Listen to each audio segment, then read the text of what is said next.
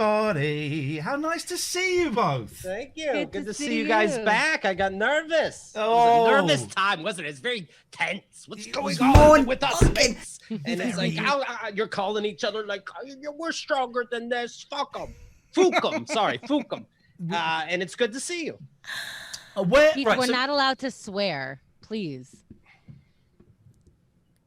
Can Keith hear you? Yeah, she said not to swear, but okay. You know, but then I had to. I didn't know what to say. He lost all his words. So how are you? So you two you're not meeting up to do the show then? You're doing it. No, because Kemda is compromised. Oh, of course you are. Of course you are. So Right. you have to live in a closet. And you guys don't care. Yeah. She's my bubble. She's at her place, and I'm at the studio. Yeah, here's the situation with us. You don't have bubbles yet in New York, do you? I don't know what that means. No. Well, we're allowed to see a limited number of people, right? And because he is a single man, he's allowed a support bubble of people who can help him out with his kids, like I ever would. Right. So I'm that person. Is that what he told you was happening? That you're his bubble, so you need to help him take care of his kids? I think we just have to tell the police if they ever bust us. Why is Keith laughing at me being single? Because it's not the single thing. It's that you guys have bubbles. Yeah. I mean, we have do the right thing, but yes, you have bubbles. How is because we know that it was the whole. Well, it's not going to be a whole COVID chat, but it would be silly not to mention it. It was awful in New York for a long time, and then we've not really heard about New York for a while because we're all complaining that we can't go on holiday anymore over here. How is New York now? It's go ahead, Amanda. Permission. Oh, thank you. He also grants me permission to go outside. He's like my government. It's very strange. I don't know. Do you have to ask him when you want to go and make pee-pee? I'm her bubble. Yeah. I have to use the bubble. Yeah. So every time. How is it here? I think, some of the behavior is always surprising. Like you go to a park thinking that everyone will be social distanced and there's no room at all. And you just go running, screaming from the park. But then you also see people turn their head when they're passing you so that, we could respectfully ignore each other like the New Yorkers. The thing is I think we're so used to turning our heads when we pass each other, like other states and cities in this country are, they say, hi, how are you? And weird things like that. We're used to just kind of ignoring each other on the way to things. So maybe that helped us in this time. Yeah, unless, of course, remember when we got on the train in New York? Oh, God, I wish he'd have ignored us. To visit our friend Imani, and I nearly got killed. Well, Iain You're decided... always nearly getting killed. What is that? Iain decided to engage with the guy who was ranting on the train. I thought I could help him. Turns out, of course, that you have terrible care for seriously mentally ill, violent, dangerous people. And that's just what he was doing. Yeah, he was. Did you think he was having a conversation? Well, he was kind of pacing up and down the carriage, daring people to look him in the eye. And Iain was like, you all right there, man? Of course, that triggered I'm going to the apocalypse. Kill you. You're looking at me. I'm going to kill you. And then I remembered, oh, God, they have guns over here. Okay. That was the girl there's a woman next to me started crying. Quietly sobbing, yeah. Because it was so terrifying. She knew you were about you were about to die. She knew it. She felt I'm just an ordinary man. And hey, I've got this folder here. Oh, this is a treat. This is a real treat. Well, I found this. Okay, these are there's primarily songs I wrote. I was just going to say, Kemda, if he asks you to do karaoke, it's a trap. They always mock these people. They're not your friend. Between the age of 15 and 21, I was a very romantic guy, very romantic, and I would write that in song. And I'm just wondering if either of you, when you were youngsters, kind of expressed yourself in poetry or... Keith's laughing, which I get the vibe from Keith. Tough guy now, but 14-year-old Keith in school writing poems, love poems. It was older than that, and it wasn't my poems. It was like Def Leppard's Love Bites, and I acted like I wrote it. He used to write them out by hand and send them to girls. Yeah, I remember that. When you make love, do you look in the mirror? Who do you think of? Do you touch and see? Oh, like as if that made any sense. But I'm like, think about this one, honey. Well, reading one of yours. Okay. This is what you could have won. As you look, I'll tell you, I gave the poem. I was even out of school. I was out of 18. I was over 18, or at least 18. And Warrant, Chameleon. You can't change who you are by the colors you put on. Here we go. Here's one that's in a plastic wallet. So this means I must have thought highly of this. Would you like Wipe clean. Would you like to read, Catherine? Hope I Fall or Traffic in the Background? Traffic in the background. Now I haven't looked at these for 30 years, so Traffic in the background. here we go. If the sun refused to shine, I would still be loving you. Thank you, Keith. That's very kind. But let's let Catherine do her bit now, please. Has it been this long since we last spoke? Has it really been 2 months? Has it really been? Oh my. The bent time. What's it? The best time for you. Best. Oh, I thought that was English slang or something. It is. Since the time we never knew each other. And I know that in the end you were my friend, clever. And if I play guitar, you might hear me one day.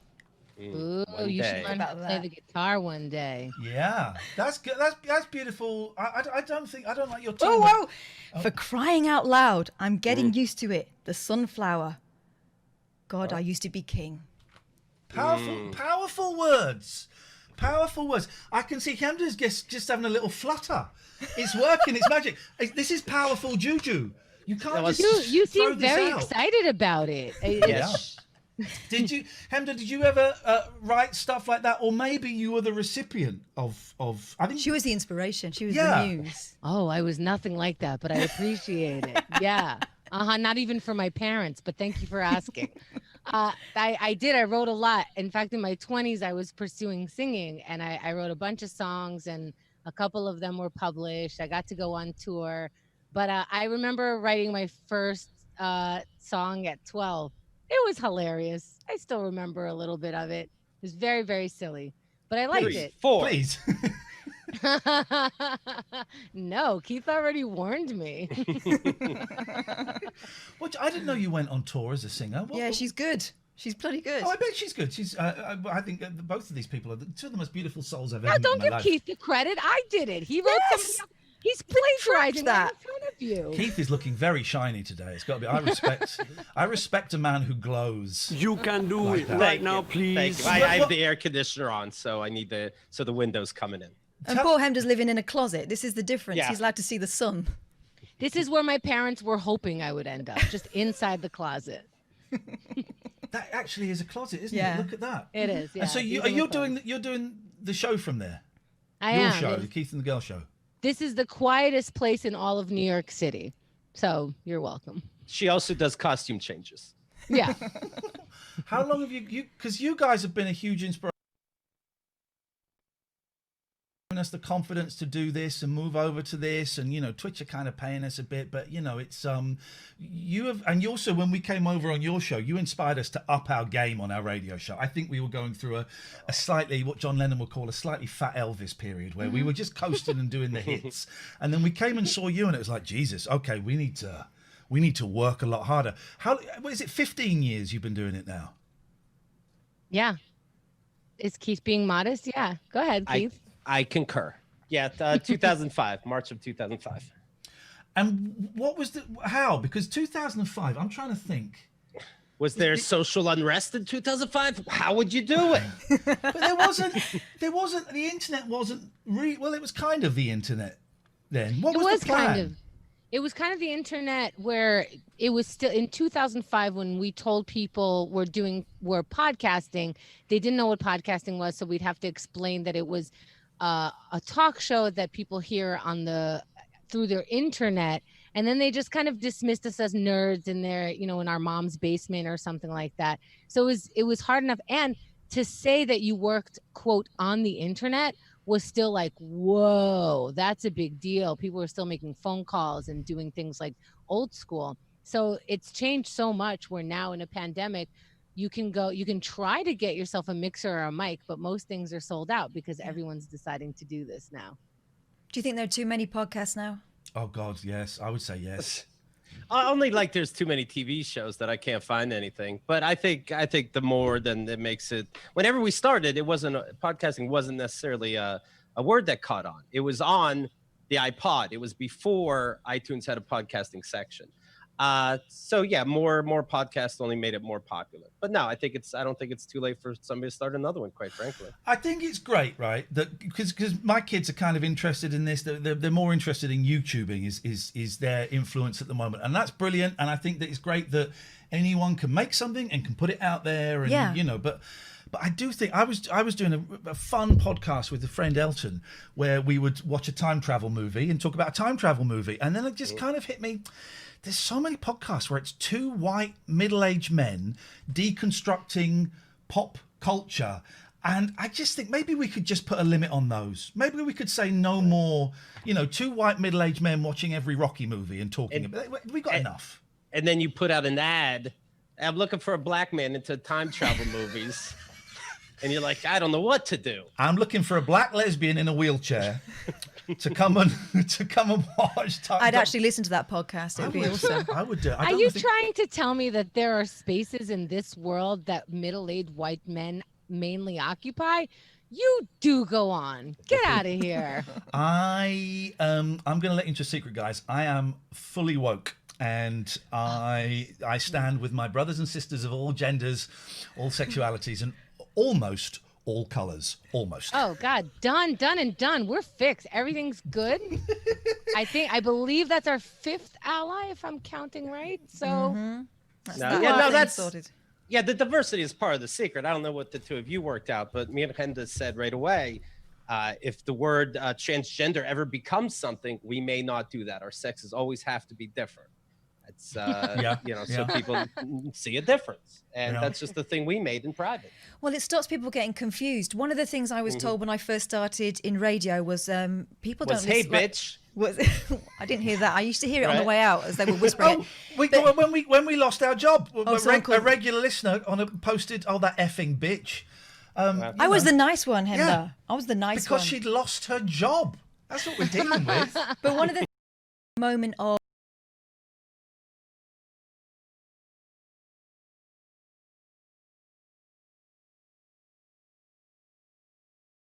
But I was.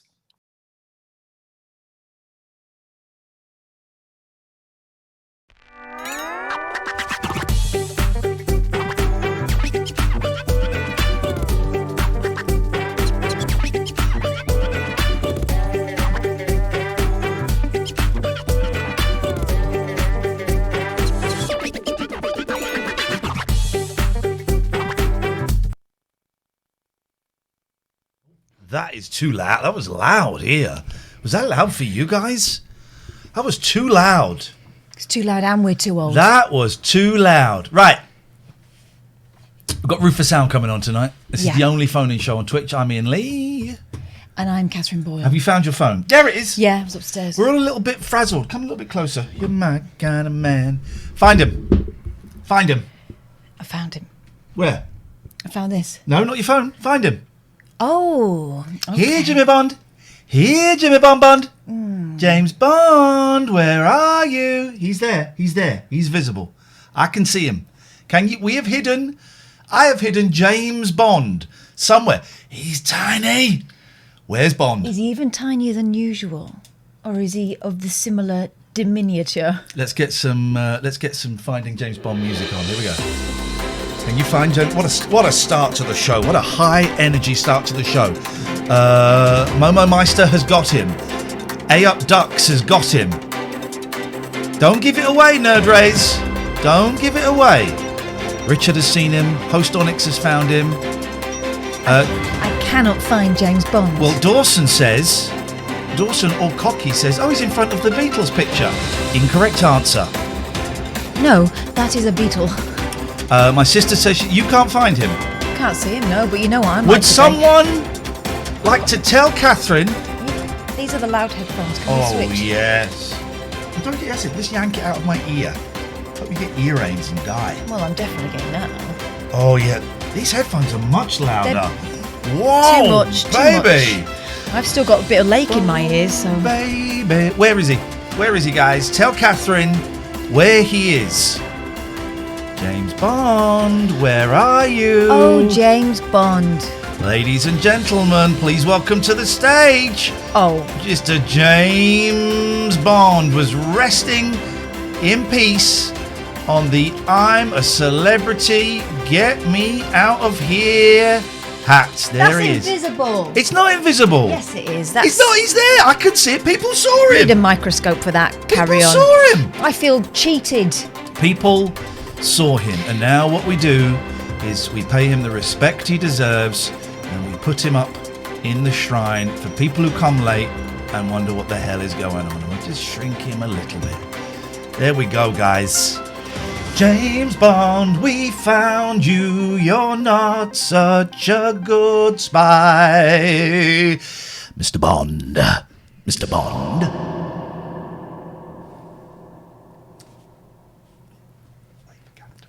Sorry, I was just... You know what happens if you're very efficient? Or Yes. if I'm ever efficient? It's like a trick. Because what ends up happening is that I'm so efficient that the Zoom link I sent last week for our guest who's coming on in about 20 minutes has already disappeared. Okay. So what I should do is send it now. Here's the thing. I know that we are sitting on a time bomb with your efficiency. I know something that you have neglected. She's drinking my cream soda. I know something that you have neglected in this setup. What's that now? Oh, no. You're so efficient.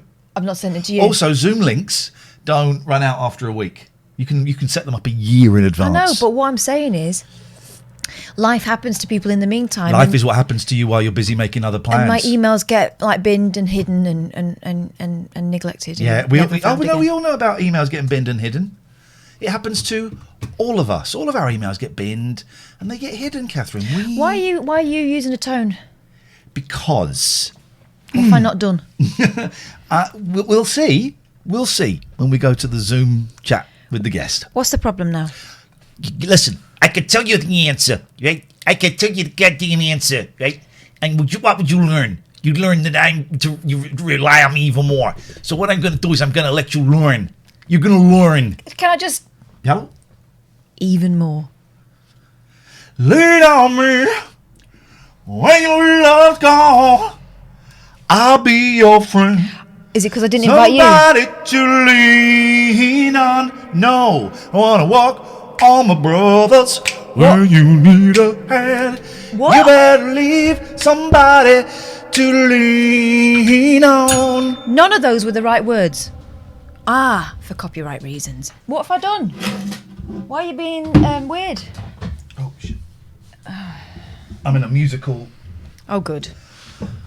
Oh, I'm in a New York state of mind. That's what I was worried about. But lean on me when your love's gone. When your numbskull? Lean on me. Hang on. A little bit louder. When your nubs go. Lean on me when your love's gone. When my what? 'Cause I'll be your friend. My nut's gone. Someone to lean on. Blimey. You better hope for me, brother, when you need a friend. We all need somebody to lean on. Lean on me. It won't be long. Oh, that's the chord. I'll be your It's friend. a chord. Is it the chord? It's closer. Lean on me. I won't be gone. I'll be your friend. Somebody to lean on. Okay. Lean on me. I've done leaning. I'll be your friend. Somebody to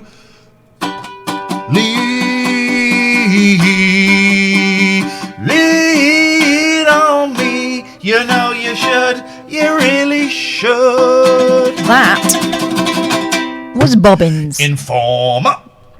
Gonna lick your bum down. You better not. It's all the rage at the moment, apparently. Apparently. No, not for our generation. Apparently. It's for Here we the go. people. Here we go. You got the chords. Yeah, that's the chords. Thank you, Barry. Oh, thank you. Lean on me. It won't be long. I'll be your friend. Somebody to carry on. No, what? Hang on. Who's giving me fake chords? Lean on me. It won't be long. I'll be your friend. Somebody to lean Oh, blimey. on. How does the verse go to lean on me? Some. But on my own. Better carry on. Talk with me, brother, when you need a friend. You gave me the chords to the chorus, and I was obviously singing the verse. Now, our guest is there now. Do you want to do it now, or shall I ask him to hold? Did you say 9:30? Yeah. Okay. He's there already. Then let's do our guest. Let's do it. Away you go. Could you pop up the Zoom for me, please? Okay. What have I done? Got to wait for the host to start it. Oh, right, okay, I can do that. Who's the host? Me, is it? Is it me? I don't know. I don't know who the host is. Oh, bloody hell. Who's the host of this? Is it me, though? Here we go. Look, it says here, please wait for the host to start this meeting. You knew this was going to happen. Why did you let me dangle this long if you knew I'd buggered it up? I think you're mean. No, I think you're really mean. I'm not mean. Yeah, I want you to learn. Yeah, well, you could have told me. I'm gonna let you stumble into a bear pit. You are finding it out now. Finding something out. Yeah, fine, exactly. You're not to be trusted. Lean on me. I don't like you anymore. Okay. I think you're mean. Yeah, I'm not mean. You are. You're tight. Lean on me. You're tight. When your love's gone, I'll be your friend. Please wait for the host to start this meeting. I think you're horrible. And I am waiting for the host to start this meeting. The other meetings have started instantly with our guest because I was the host. It's my computer. But full on A Star Is Born style sabotage. It totally is. There's a glass behind that. There's a glass. I got you a refreshing drink. Didn't thank me. It's all right.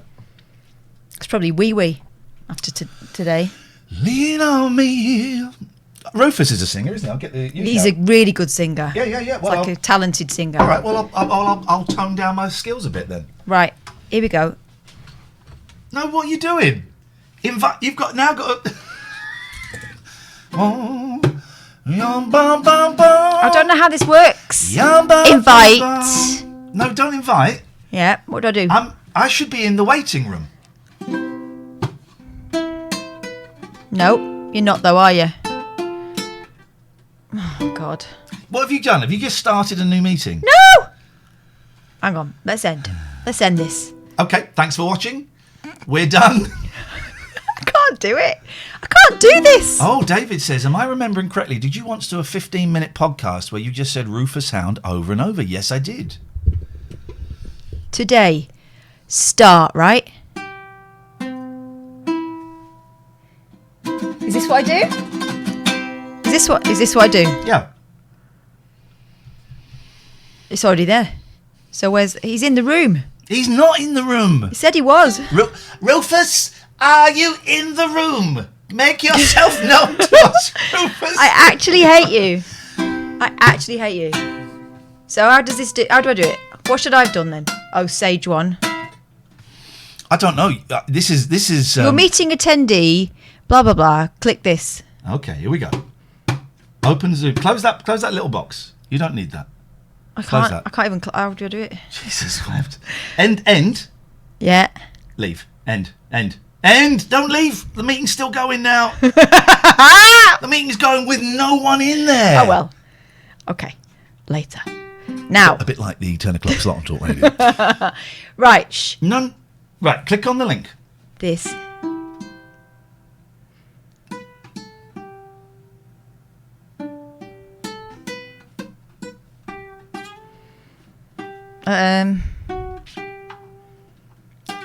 Yeah. Aha! Here we go.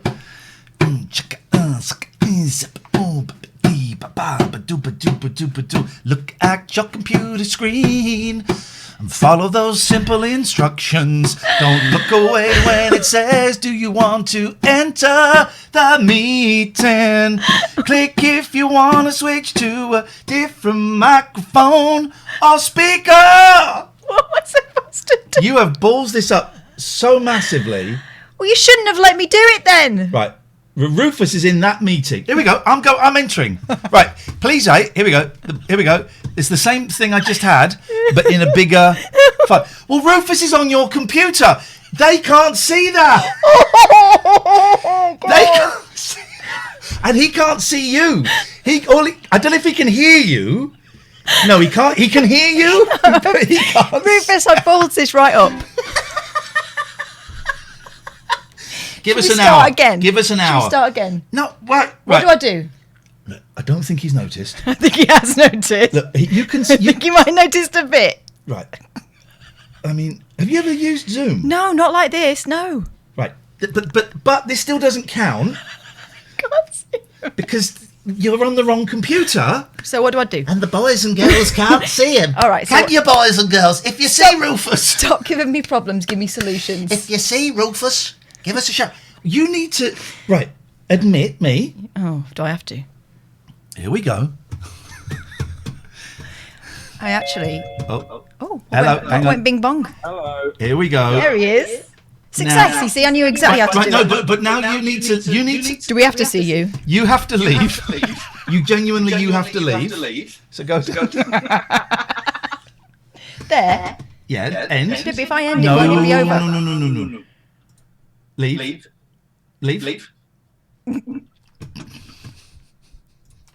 Don't leave. No, she's left.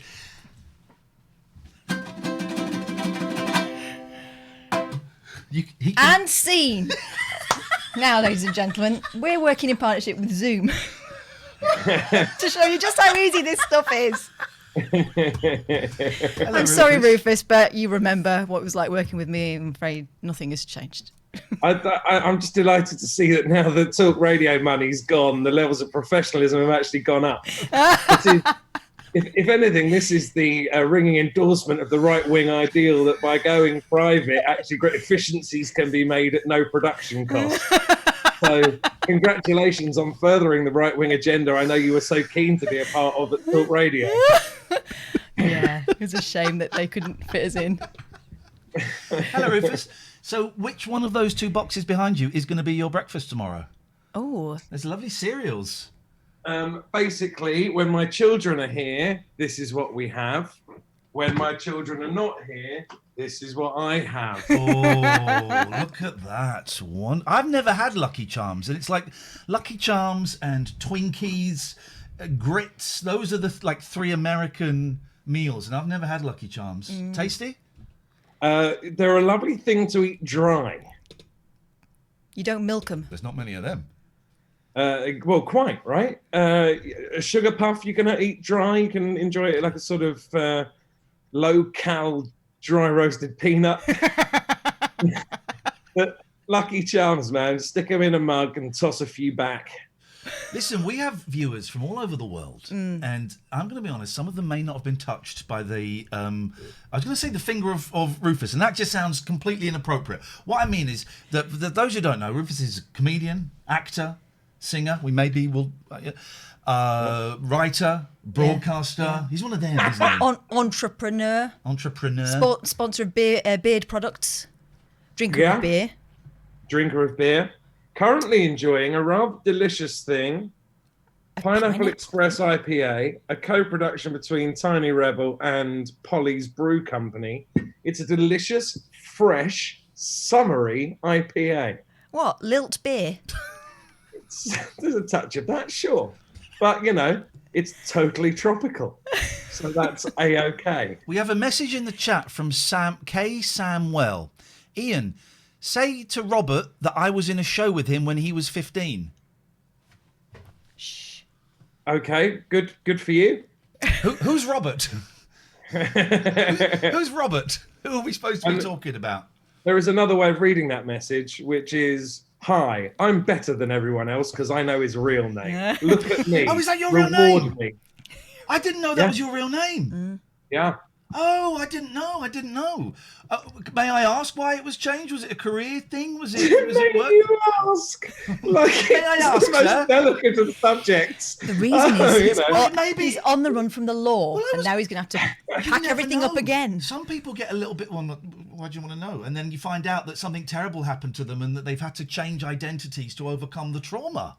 The problem is that the story is so boring that the preamble makes it feel that it could have the frisson of excitement, and then when the reality strikes, it feels like a letdown for everyone.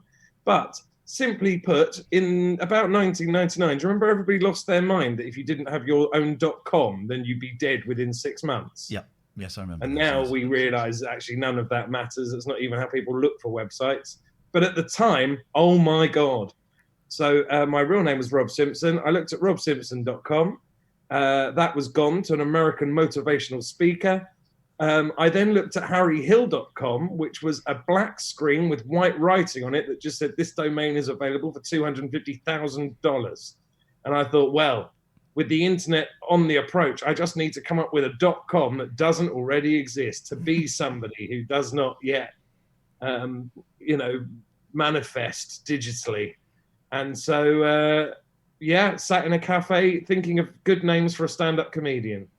And that is that story. I'm sorry it isn't more interesting. Do you know what? I am interested by people's names because Lee isn't my real, is my real last name now, but it wasn't my birth last name. I love name change stories, even if, they might seem slightly tedious to the person who's telling them. I have a secret surname, of course. Yep. Which I've never revealed because where I worked before I was married, there was a rabid stalker. So I decided if I were ever to have a married alter ego, I would keep it secret so that no one could trace me or my resulting children, and that's the way it stayed. Very reasonable. Although, some irony to the fact that probably the biggest weirdo you work with every day. So This is true. And he does know where I live. I know. Roberto Peroni. What? You two work together. You were like tonight. The part of Ian Lee will be played by Rufus Hound. You filled in for me a bit at Talk Radio. Yeah. I always hated it when you filled in because people would always bang on about, well, it's a shame Ian's not here, but I really like Rufus. I love it. Because normally when someone fills, they go, Ian's not in, I'm not going to listen, even when it was you. But when it was Rufus, it's like, it's a shame Rufus. I wish Rufus could do more, actually. And it was always a little bit of a, what? No. But so you two know, I'm going to shut up and let you two chat. Wow. Well, no, but I think the point is, you see, I functioned as a sorbet in your full braised steak dinner, that people tune into you every night and get the full meat and veg. Yeah. And when I turned up, it was just I would let people talk.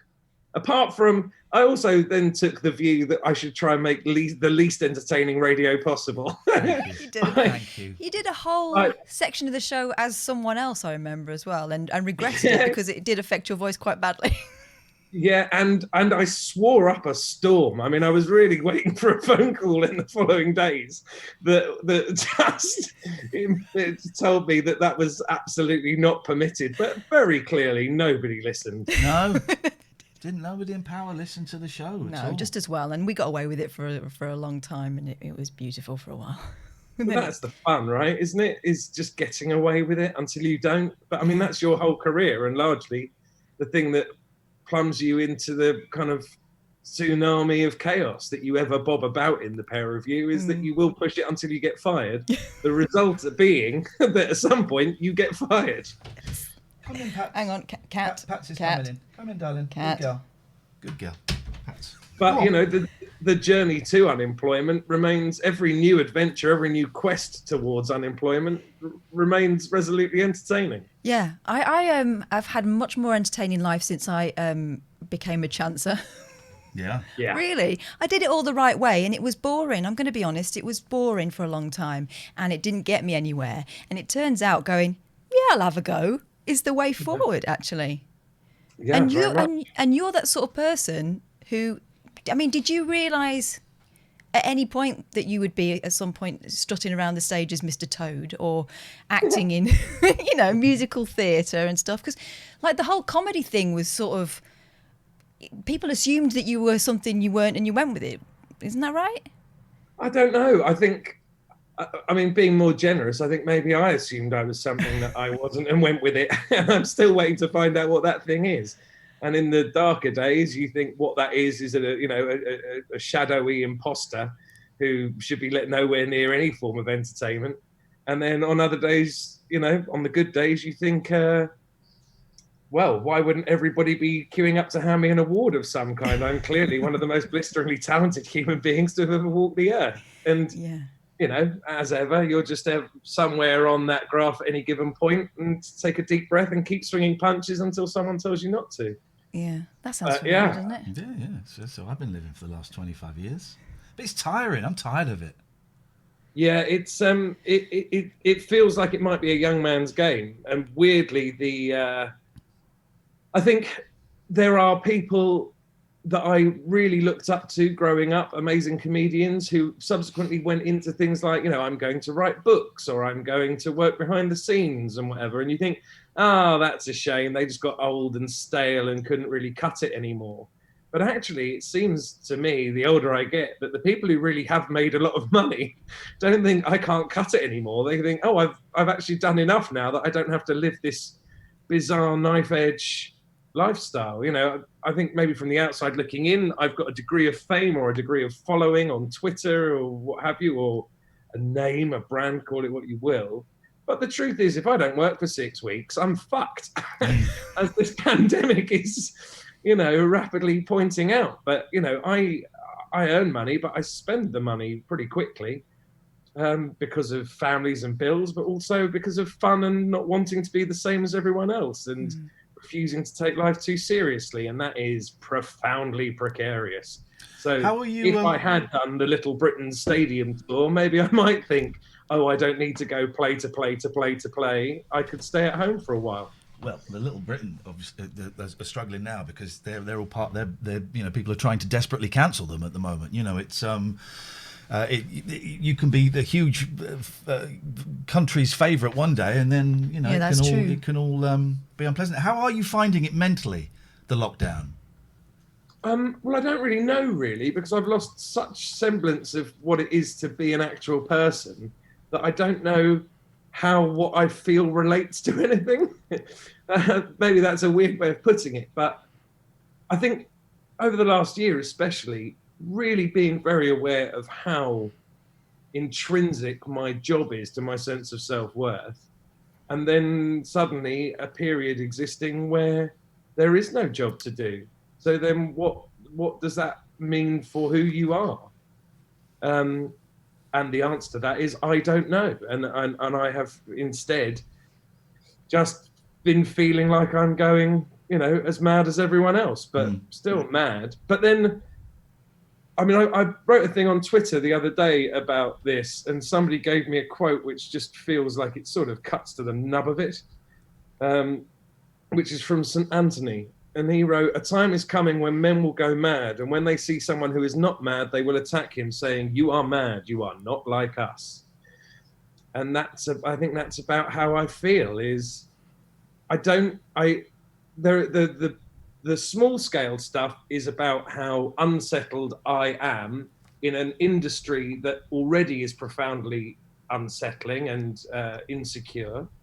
But then the bigger picture stuff is that we are being governed through what feels like a genuinely dangerous time by people who are gaslighting us. That they will literally stand there and say the rules on masks have always been very clear, but we all know that they haven't been. The Prime Minister will stand there and say, "I am receiving calls from other heads of state congratulating us on how we have dealt with this pandemic," and that is not true. And the fallback for any of those guys, the punishment, the justice for any of those guys is zero. In fact, it may even be, if previous governments are anything to go by, that you just keep benefiting some group of financial backers, and then when the public catches up to you and runs you out of town, then you've got, speaking engagements, and you've got, what do they call it? You act as an advisor on their board and things like that. So that basically, it's all very above board. None of it seems like a tuck up or bribery. You say, I help this industry, I come from a place of knowledge, and now I work for that company. And for, 30 days work a year, you trouser £250,000. Well, that is corruption, but we all know that is happening, and we all just go, oh no, that all seems perfectly above board and reasonable. So my son, for example, was elected as his class rep, largely because he told me it was a chance to improv some new material. But everybody else who stood up and sort of spoke about why they should be doing it, he said, they just didn't have it, Dad. They just didn't have it. So he stood up and cracked a few jokes. Sure enough, he lands it. So now he's the class rep. Everyone's very impressed. But he got told off for talking in the back of class a little while ago. And he said he found it profoundly unfair because the teacher said to him, I expect better than this from an elected, a member of the elected, the council or what have you. Wow. And he came home and said, well, if I'd known I was going to get extra shit, I'd have never signed up for it in the first place. Boris Johnson's probably said similar things.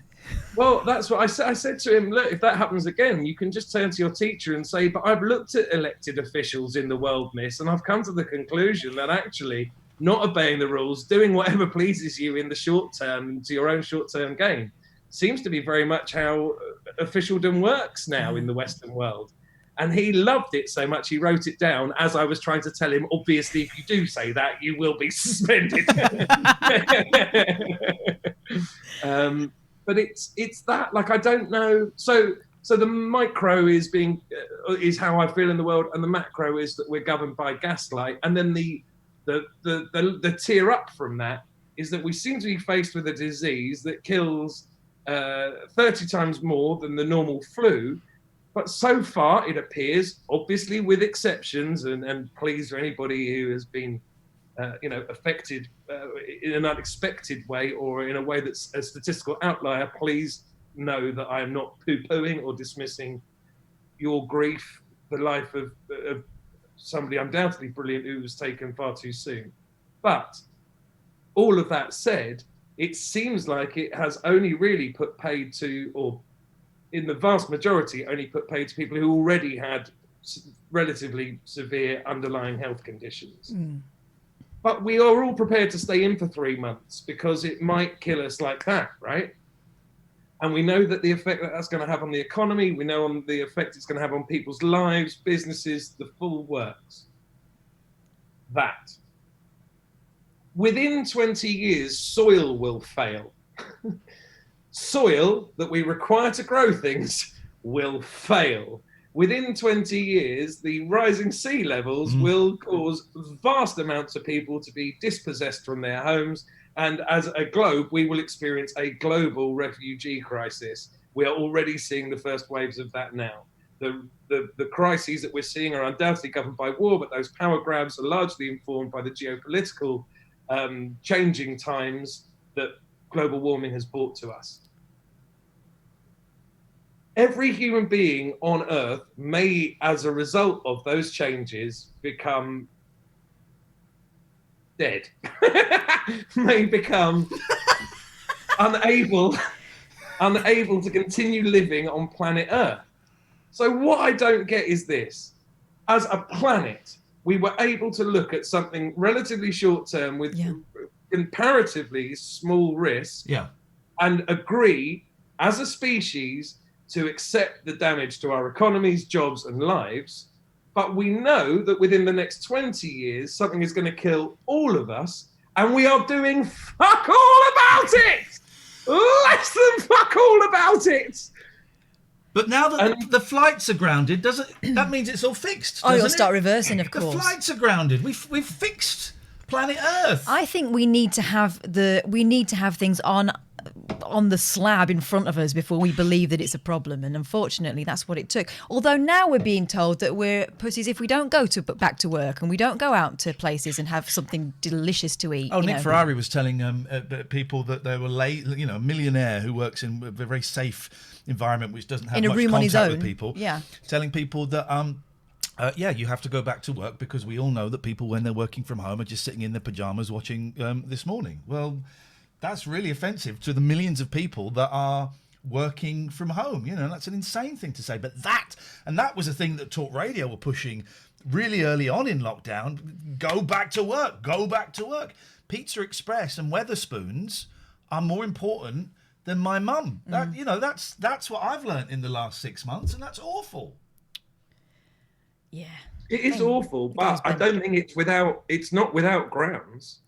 Is the tricky thing. I mean, that's the adult thing, right? Yeah. Is that, yes, is the safety of our older members of our society, of our families and of our communities, are their lives worth less than ... But equally, because of the nature of poverty in this country, because of a dwindling social security system and all of those things, it does get to a point not very far down the road where by living in poverty, the risks to you and your health and your ability to carry on and continue get lower as a result. So actually you can try and stem the effects of COVID, but the effects of poverty, once GDP dips below about 7%, was a thing I read. Somebody more knowledgeable than me might be able to have a better statistic on that. But basically, once GDP dips by 7%, the effects of poverty will kill more people than are predicted to be killed as a result of COVID.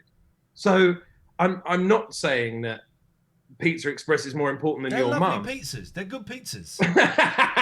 Their dough balls are amazing. Yeah, but there is the in broader terms, people not being able to continue with work and earn a living and support themselves. That just makes me think. And I don't know what the answer is, but our entire system is based on a falsehood and is based on it. We've got it wrong. If that is more important, if the whole, this is capitalism. If the whole thing depends on people going out, putting other people's lives at risk so they can spend, well, that system sucks. We got it wrong 100 years ago, 200 years ago, whenever it was. Yeah, turns out. Yes. Well, that's sorted. Yes, we did. Yes, yes. That's sorted. What we need is proper socialism.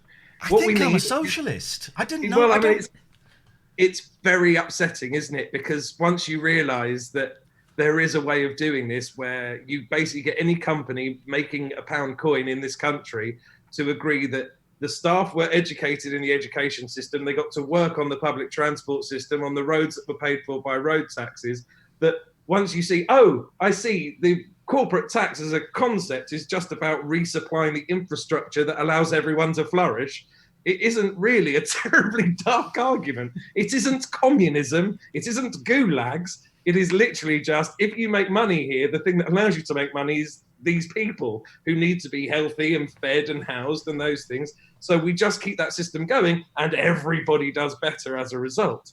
What changed is that by having largely media owned by billionaires, the way that all arguments are put to us is through the lens of everything is fine, nothing should change, how do we maintain the status quo? And it is the status quo that is killing us. Over the course of the pandemic, what do you know? The richest 1% doubled their wealth.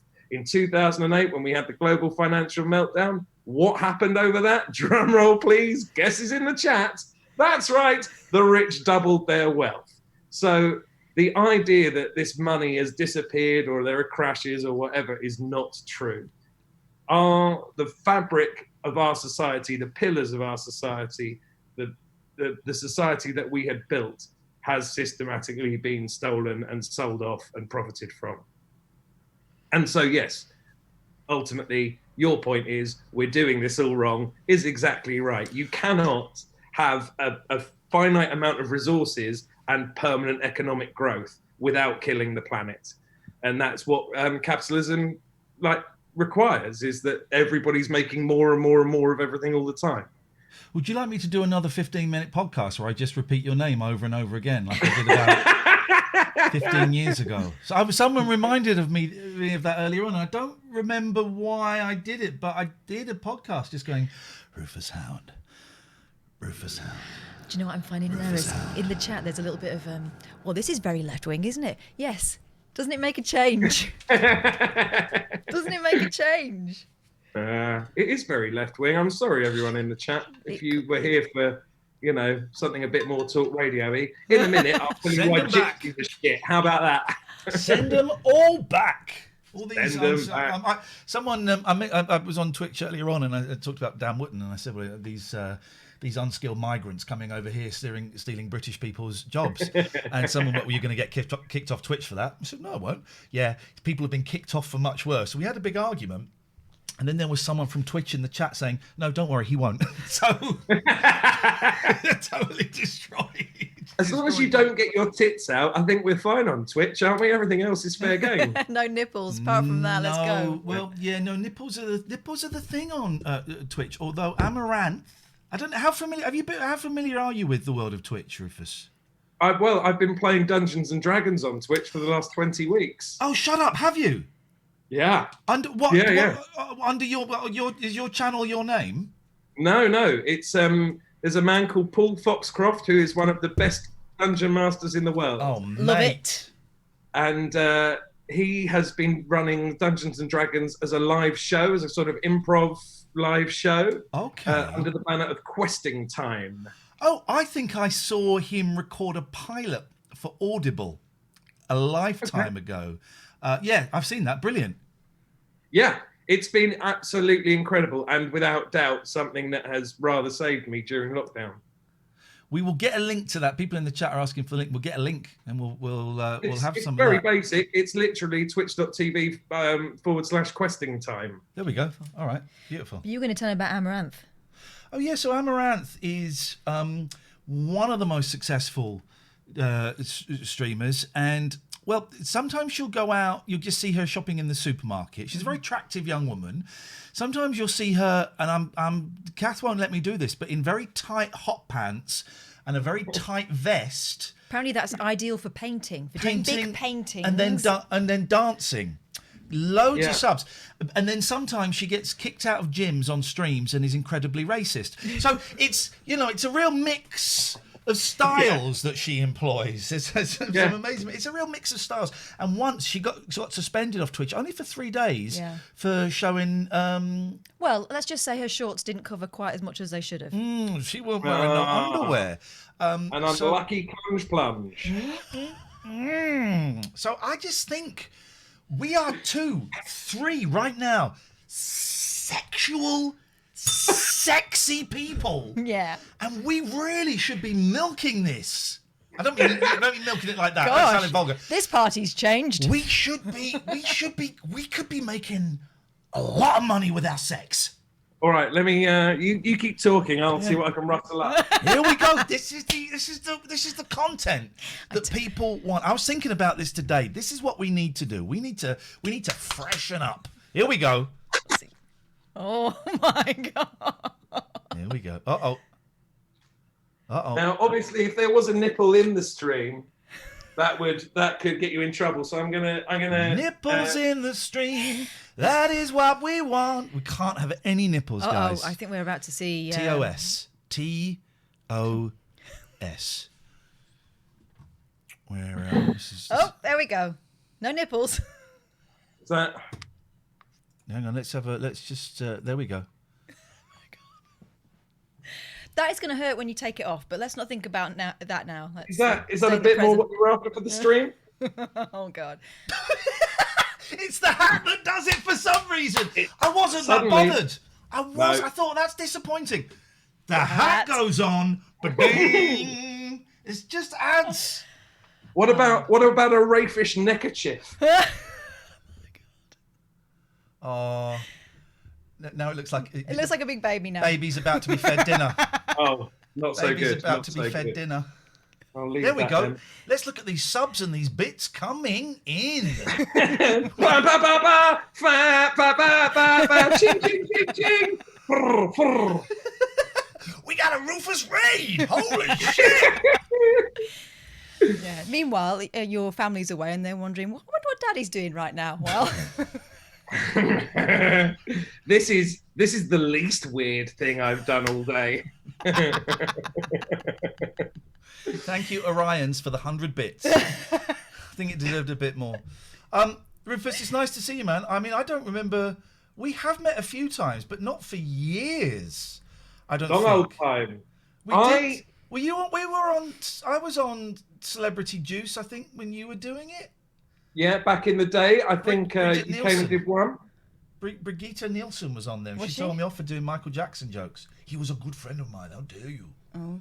And then we did a couple of other things. I don't really remember. Well, I don't remember. the only one I really remember is that you did the pilot of Argumental. Oh gosh, was that it? Yes, and it was Miranda Hart. That's right. And you, me, and John Sargent and Marcus Brigstock. Yeah, and I never got asked back for the series. I'm rubbish at those things. I'm rubbish at panel shows and those things where you've got to be quick-witted and where it's not my domain. I like things like the radio show where it's me or it's me and Kath and it's, I kind of own it or we own it. Mm-hmm. The shows where you go in and you've got to sharpen your elbows. Yeah, I don't like that. I'm not very good at those things. I struggle at those things. Well, and the other thing is that when they get booked, when you go really kind of stand up, you find quite a narrow pool often from which to choose. Like if the agent says, yes, we'll let you have Jimmy Carr, you know that there are 3 other acts that you're also going to have to take before they let you book Jimmy Carr. So, to an extent, I think that's probably less true now than it was then. I mean, that was 10 years ago or something. And I think probably booking policies on those things have necessarily and rightly had to be a bit more representative and a bit less old boys club. But, yeah. It's I'm going to be honest, it's so hard for me as a white man to get work in the industry. At this present moment in time, it's outrageous, guys. Rufus, let's start a white man club because work just ain't happening for us because of people like this. My God, thanks a lot. Jeez. Yeah. Sorry, guys. Just wanted a little turn. I had to campaign so hard to get Katherine to be no disrespect to you, but I heard someone else covering for me when I was off. It was really boring. And it took so much pushing from me and pushing from Katherine and the listeners as well, for her to be allowed to be my fill-in on the show that she co-presented anyway. It was a real slog to make that happen, wasn't it? Well, I was just the co-presenter, I was told directly. Yeah. And I'm sorry I said that, but that's how I felt at the time. We did have one small conversation about this, Kath and I. Yeah. After they'd let you do it once, they then phoned me and asked me if I was free to do it like some time down the line. Yeah. And Kath and I had a chat and I was like, if I say no to this, does that mean that you get it again? Or I don't even think it was that direct, was it? I think I was going away or something, but you were just making sure that there wasn't any brinksmanship involved. And yeah, or that they weren't just overlooking you, which seemed to be kind of a fairly permanent way of being. But yeah, I mean, look, one of the things about fairness in this industry is that it doesn't really exist because it's all founded on stardust anyway. There's no real, like when Samira Ahmed, who's a friend of mine, hang on, ignore me. I have this weird thing with names where the moment I say a name, I immediately start panicking that I've got the name wrong. Yeah. And then I just freeze because my brain is too busy screaming at itself. Are you friends with Samira Ahmed or not? Because I'm a friend of hers and I can email her. I don't have a phone number and check right now. So what you say next better be true. Yeah, no, fair enough. I interviewed Samira Ahmed on my Radio 4 show. And she... where was I going with this? Sorry, the whole panic that I suddenly... Was it the BBC suing thing, where she sued the BBC? Oh, yeah, when they... when they said she was a pub piano player compared to Jeremy Vine's concert pianist. That's right. And don't get me wrong, I think all of that's nonsense. And I think that a system where you just get paid for doing the job as opposed to getting paid for whatever else is probably better. But show business has always, it seems to me, worked on if you have more of a name than someone else, then you'll get paid more than them. Mm-hmm. Now, you can absolutely look at the structural biases within that and say, well, why is it men get paid more? Or why is it that men are more famous or do have more star power? And that's the thing to tear down. But if I was in a show with, I don't know, Christina Ricci, why would that be the first name that came to mind? But I would expect her to be paid more because she's a much bigger draw than I am. Yeah. And so that's what I don't necessarily get about that kind of notional fairness. Is it's just, if you went out tomorrow and punched Nigel Farage in the face, your marketability has just gone up 30-fold, both from the people who want to crucify you for doing it and the people who want to praise you for it. But it's just that you're having a moment, that you're hot property, and maybe you can monetize that more than it is, this is the fixed rate we would have to talk to anybody. And this woman who made fish fingers for tea is as interesting and therefore as valuable to us as you. Just doesn't quite work, does it? So I understand why talk radio might think, oh well, let's get somebody with 1 million Twitter followers, because then he's basically doing our marketing for us or what have you, and growing our brand. But in fairness, and looking at it fairly and feeling fairly about it, it's like, no, if Ian's not there, it should just always be Kath doing it, and then you get someone in to be your sidekick. That. I think we even talked about that at one point, that it should just be your show and I'd chime in with bullshit.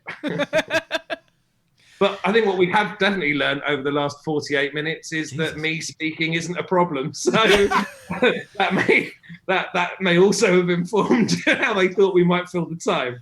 So questing time on Twitch. I guess is that the only way people can see you during this weird moment in human history? It has been, on the whole. I've done a few other bits and pieces. I did a lockdown quiz and, one thing and another. But I just pretty quickly, I don't think entirely unlike anyone else, I just pretty quickly got over it. Yeah. But in those first few weeks, it's like, whoa, what's the online game? What's everyone doing? Like, if you need a thing, give me a ring. And then 4 weeks later, I'm like, fuck off. Leave me alone. I don't want to do your quiz.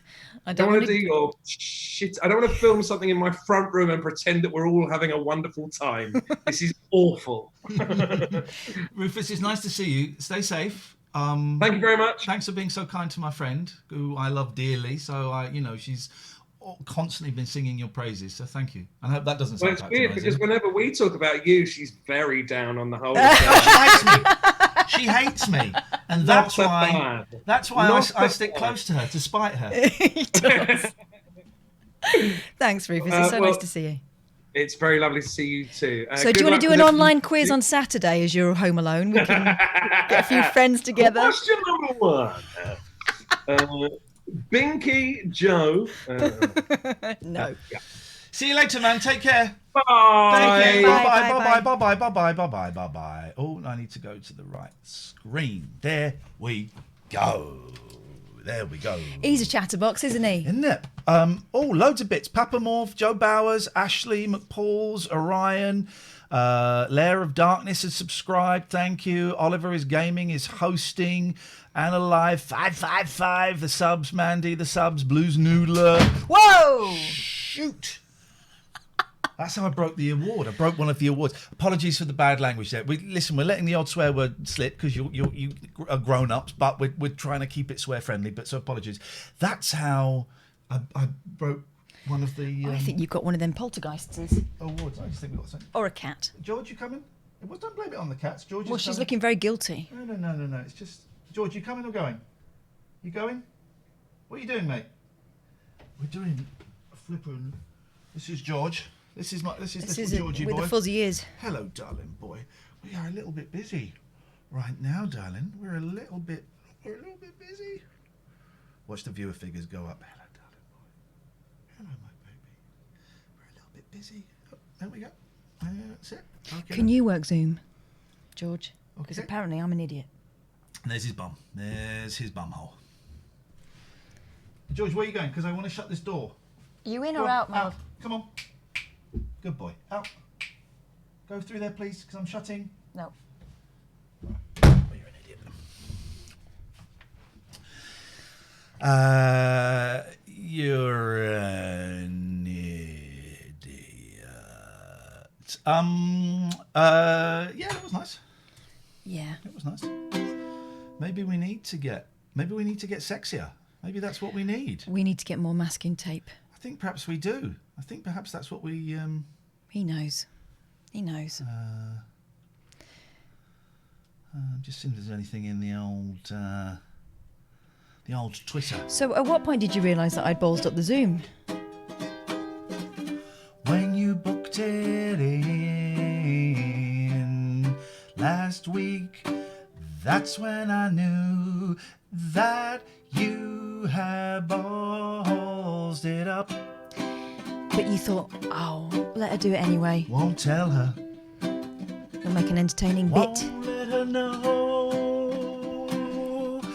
That's what friends do. They let their friends embarrass themselves on the internet. Yeah, it's a nice T-shirt. Scott Balcony. Nez as a Pez Yeah, I can see dispenser. that. Yep. He is aware of these T-shirts. And what does he feel? He thinks they're good. His son, I think, bought one. I think we sent one to his son, Christian Nesmith.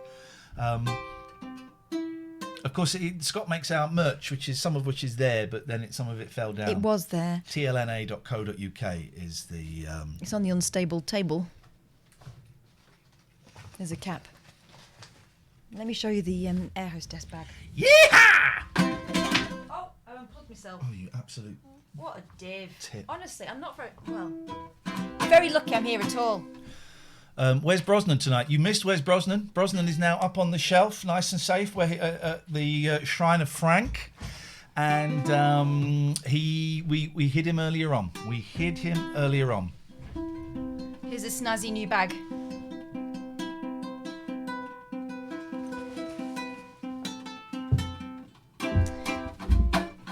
So that's good. That's a good hat.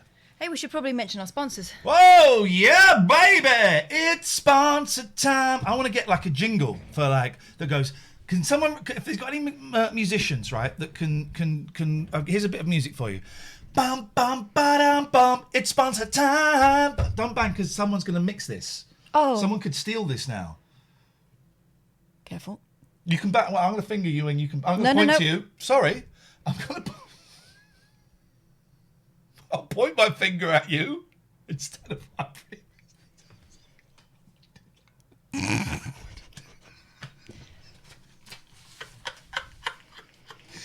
Yeah!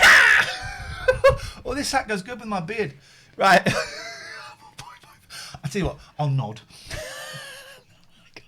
So someone can mix this, please.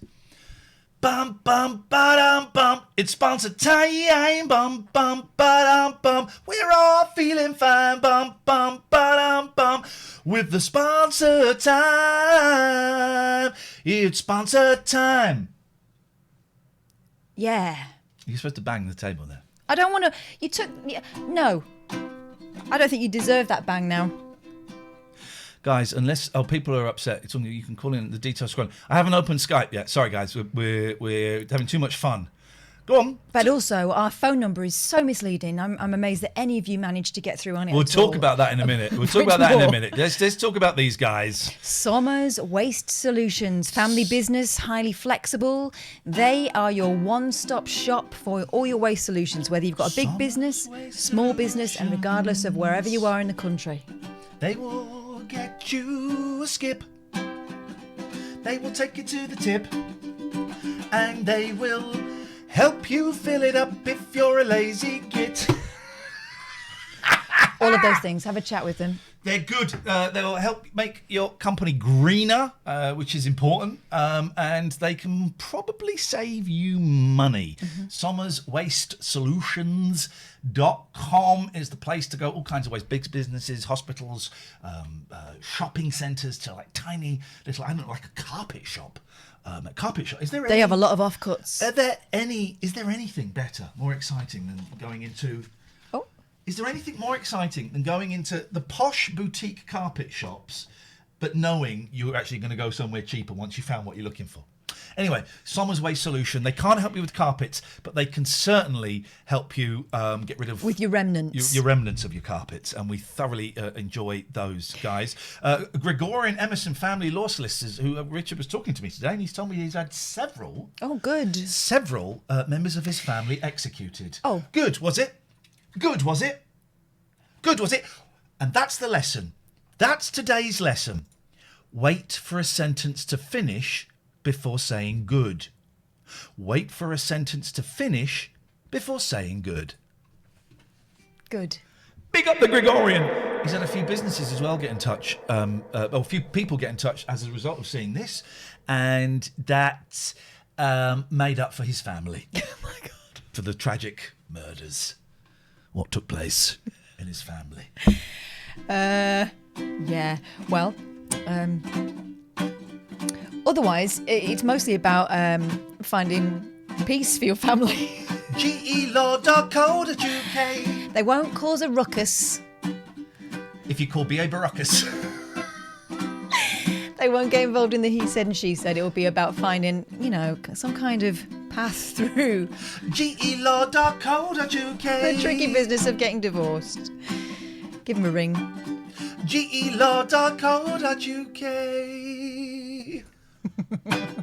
Oh. Poseidon Safety Management, Man Garden, Guard Dogs, Mobile Patrols, Devon and Cornwall knows.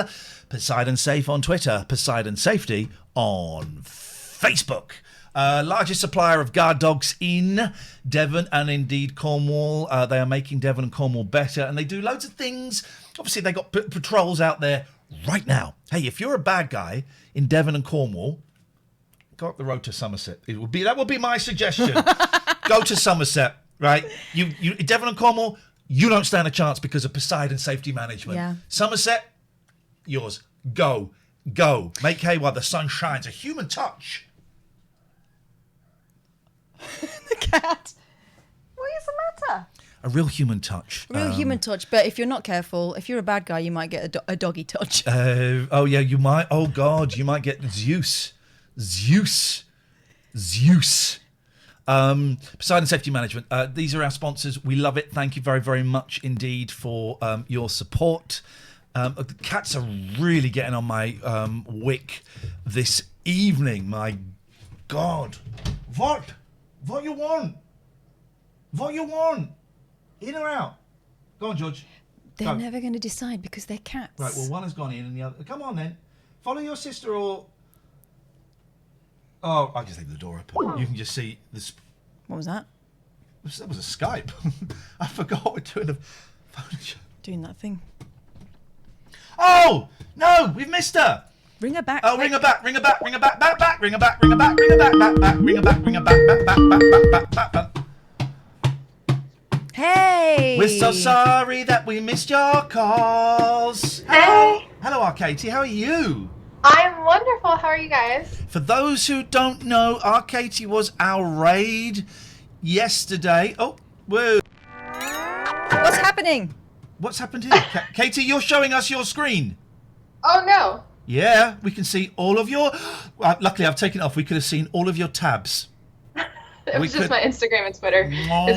Is it gone? It's gone. It's We can gone. see you now. All right, sorry. For those who don't know, because some people don't stick around to the end of our show. So at the end, we do a thing called a raid. It's what you do on Twitch, and it's a lovely way of finding new channels and new people, and it's worth sticking around for, because I think everyone we've had has been delightful. Yeah, so what far. we do is we look at the screen and we see all the people doing all their things, and we kind of zone in on that one, and you were that one last night, and we're not sorry. My goodness. People Oh my loved God. you. It was amazing. So just so you guys know, that was my third stream ever. Oh, mate! And I was trying to figure out what I really wanted to do with my stream, and I'm sitting there with I think I had 1, maybe 2 viewers at the time. And all of a sudden my chat just blows up. You guys sent over 800 people my way. Wow. Yeah, it was phenomenal. And the people that you guys sent were so kind and so wonderful. And I my heart was so warmed by the kindness that you guys chose me. Oh, mate. And I just like, oh gosh, like I can't tell you how much that meant to me. And I jumped on earlier today and was streaming, and a lot of those people came back, which also was not expected. And were so sweet and kind, and I can't tell you how much that all meant to me. Did you find it scary? Because I'm aware that that piling in with, you know, sometimes between 500 and we've done it a couple of times with a couple of thousand, that it can be really scary. Nice people, you know, within those nice people, there will be some a-holes that come over, and if there were any, I'm sorry, just block and move on, obviously. But I'm also really aware that it could actually be quite scary, and that's not what we're about. But were you scared? Was it okay? It was a little heart pounding. But I wouldn't say scary. It wasn't scary. It was just like a little overwhelming. Yeah. You know. But I was not scared, and thankfully I have a very close friend of mine who streams, so he was modding my channel with my 2 people. So that was super awesome that I had already had that built in. Yeah. So, and he was just like, oh my gosh, like I can't keep up with 800 people, but you know, it dwindled down, but most of the people stayed. You know, I had got over 100 people for 2 more hours after you guys sent them. That's incredible. Oh, that's so good. And followers, I've followed as well. I know a lot of our people will have followed as well. No, of course, we loved it, because what we're doing with this show is we're doing a phone-in show, and we're here 5 nights a week, and you know, there is so much hate and misery in the world that we just want to, you know, be silly and get interesting people on. And one of the things Katherine and I like to do is to celebrate nice people, you know, and we kind of watched you for a couple of minutes, and we saw you didn't have many viewers, and I think that's important as well, to shine a little bit of light on people that might get lost, you know, in the algorithms. And your description seemed nice, and you were kind of on there talking about mental health, which is a big thing for us. But your 3rd stream though, my God. Yeah. Wow. I didn't have anything set up. I stayed up late last night with my mod, like setting up stuff, so I had a halfway decent stream. But yeah, I'm a social work major here in the U.S., so I have a lot of information about that. I'm a nanny, so I've worked with kids for over 10 years. So, you know, we kind of just talked about everything that ranged from mental health to childcare and the political point, this precipice that we're at here in the U.S. And you know, and then it ranged, and then talking about food debates. Is a hot dog a sandwich? Like, you know. Oh, the stuff that really matters. That's our listeners. Yeah. That's our guys. Yes. I mean, it was so much fun, and even today, like I said, a lot of them came back, and I really enjoyed them. And that's really what I wanted out of my stream, was just a connection that I had with people. I'm practicing social distancing, even though the rest of my state is not. So I miss that interaction with people. I miss hanging out. I miss talking, and this really gave me that opportunity. And do you know what you want to do? I mean, this is your 3rd stream. That's early. It took me, you know, I've been broadcasting in the UK on the TV and radio for nearly 25 years, but it took me about 18 months to find what I was calling my digital voice, because I didn't know what I was online. I know what I am in front of a TV camera and what I am in front of a radio microphone. Online, I'm still getting there. Do you know did you have any idea what you want it to be in 6 months? No. I definitely still, I wasn't sure if I wanted to be like a gamer streamer, because I do play games, or if I wanted it to be more chatting. And now I think I'm definitely leaning more towards the chatting, because it's that interaction that I thrive off of. And I kind of like the idea of having, like, you know, there was people just throwing out topics and ideas, and we would talk about it for a while, and people would respond, and then, you know, we would go on to something else slowly but steadily.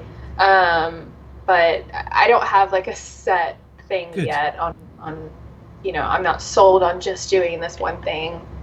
Oh, and sorry, this is what I need to do.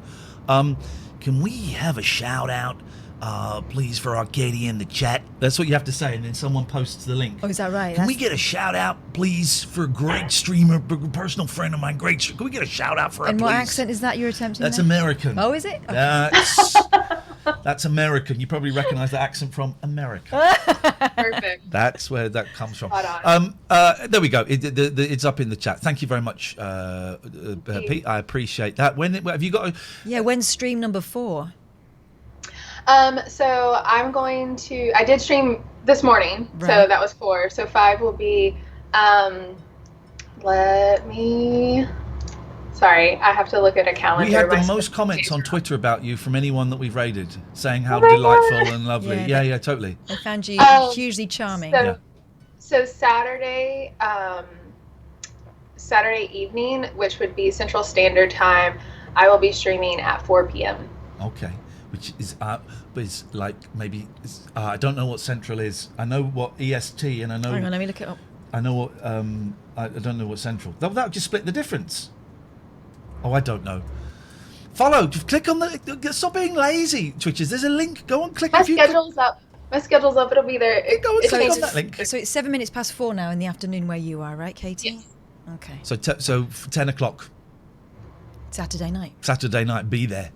What else are you going to do? No one's going out. You shouldn't be anyway. It's COVID. You know what are you going to do? Right. Go out and touch people? I don't think so.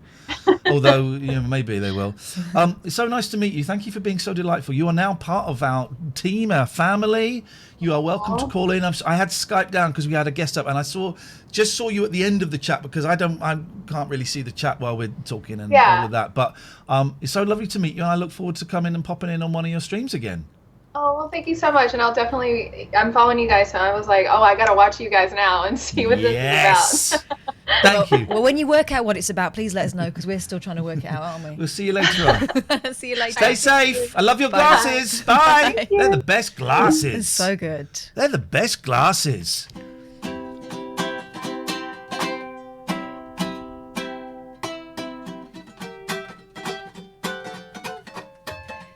Oh, you can see when I can see when I'm masturbating on a ladder. Oh my.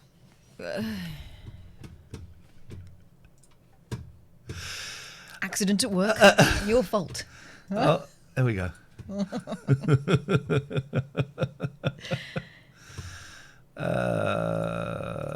alive. Okay, now I don't want to make a thing of it, Yeah. but now we've got 894 viewers. Oh.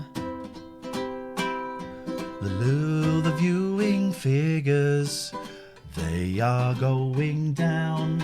I think it might be because of this. This is saving them, right?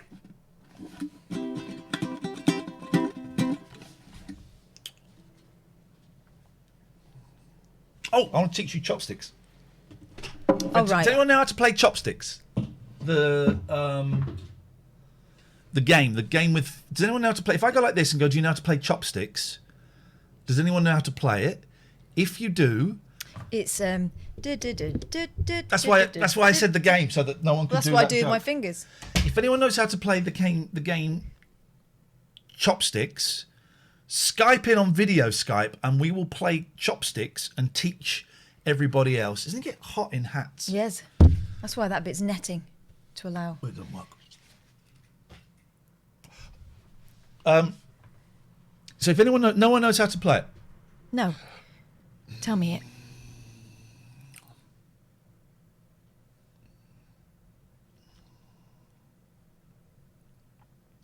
No one knows how to play it.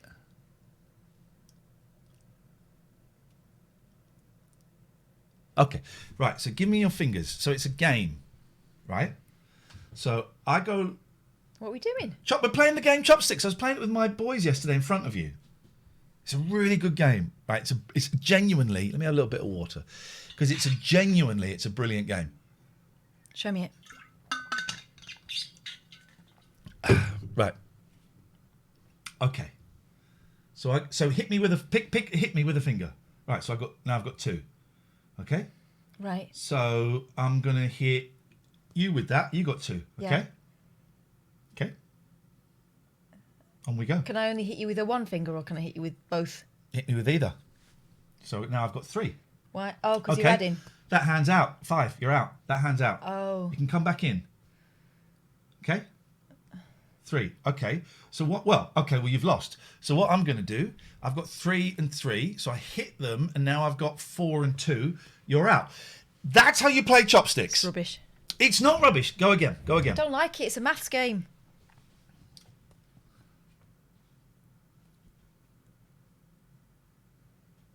Oh, now I'm in trouble. My boys can play it at lightning speed. No, I hit you with a 2-er, so you got 3. All right. There you go. That hands out. All right. Well, I've got to hit you there, so you got 3. And I can. Oh no. Some game, huh? I got 4. Oh, look what I can do. Uh-oh, back in the game. You'll go. Yeah, you got it. That hand's out. Okay. No, that hand's still in with 3. Well, what did you have? 3? Yeah. Right, well, that hand's out. Yeah. You'll go. You'll go. I'm out. Winner. Have you got it now? Yeah, but I don't like it. I don't think it's fun. Is anyone who wants to phone up? It's such a good game. Alex, you're not the only one who's confused right now. Phone up. Someone Skype up. Why am I so bright? With your fingers out. Someone phone up and play with me. One more game. One more game. One more game. No, come on. One more game. One more game. Where we go?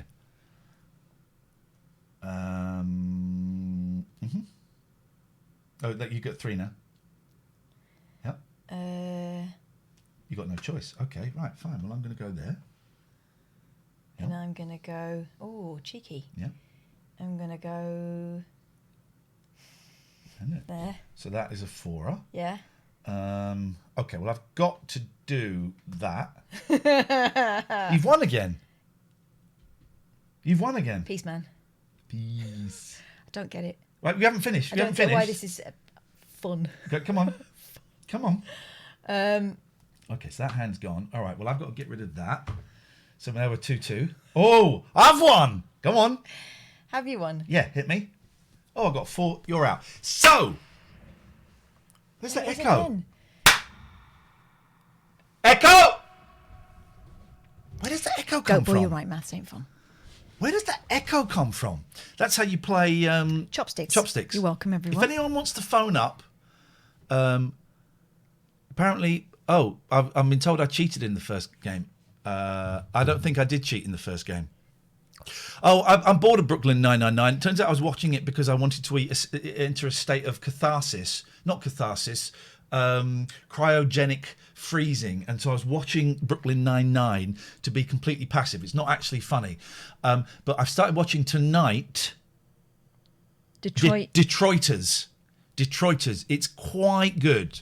I like the people in it. And I've watched 2.5 episodes... Detroiters, and I've also downloaded, because I only ever did the first 1.5 seasons, Eastbound and Down. Did you ever watch that? I think I started watching it. Is that the one with Ricky Bobby in it? Who's Ricky Bobbitt? Ricky Bobby. Who's Ricky Bobby? Must be the wrong one. Well, who is he? I don't know, because I saw it on an aeroplane. Who is he? Is he like a guy in a trucker cap with a mullet? Yeah. Is that? Am I? Yeah, that's him. Mixing He's it like up? a baseball Maybe player. it's not called Ricky Bobby. Someone says get Rainbow George on. Well, Rainbow George emailed me. Did he? Yeah, but it goes to my spam. Why? Right? Well, because I've just filtered Talladega it to my Nights. spam. I'm mixing it up. Ricky Bobby was the character played by our favourite person, Will Ferrell. So, it's gone. I must have deleted. This is my spam. Oh, well, it's gone then. It's gone. Well, what have I got? George. It's gone. Well, no, he sent me an email saying you should start a thing. You should start a thing called the all day. He called it the ADT.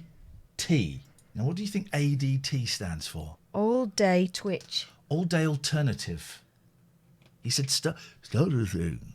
But that doesn't spell anything out. He was always big on starting with the title, which would spell something out, and then working. Was it not the alt? Wasn't it that? The All Day Alternative. ADT. Start to sing. I was mean to someone on Twitch earlier on, and I don't think that person is here, but I was mean on Twitch. I've not been feeling great, and someone has been being a dick. But I was right to call them out, but I shouldn't have called them out on Twitch. And I certainly shouldn't have kind of rallied the troops, got a posse with lassos. It's pronounced lassos, I only found out recently. Boy, that was confusing. And got a posse and kind of, steamed in, and I humiliated the guy. He was being, he called you a liar, and he was being not great, in my opinion, but the pylon was unnecessary. The pylon was instigated by me. I was angry. And so I'm to the Angelos Barry guy, I'm sorry that I instigated the pylon. I still think what happened from your end wasn't great, but the pylon and the way I spoke about you, calling you a weirdo in front of 160 screaming Ian Lee fans, was not a cool thing to do. So I apologise for that. Hello, who's there? Hello, my name's Aaron. Hello, Aaron. What How are brings you you? to us tonight? We're all right. What's going on? Yeah, well, no, I was just going to talk about flat earthers. Yes. There was a lovely rocket that went up today to go to Mars called Perseverance. And I just wondered, imagine if you had a flat earther in charge of doing a space mission to Mars. Where would the spaceship end up? On the flat moon. Flat Mars. Really? Well, how's that work? Goes up. Yeah, but... How does... Okay, well, your premise is flawed, because how does a disc floating in space work? Well, it doesn't. Right. It doesn't How work. does it... How does... Okay, all right. How does a ball... How does a ball floating in space work? Well, no, I'm here to... No. Oh, okay, No. well. You've just poo-pooed their entire theory, saying, well, the disc floating in space doesn't work. Okay. How does the ball floating in space work? I prefer the trampoline theory. You know, if you sit on a trampoline and have a marble and it goes round, the bigger you are, the more times you need to spin around.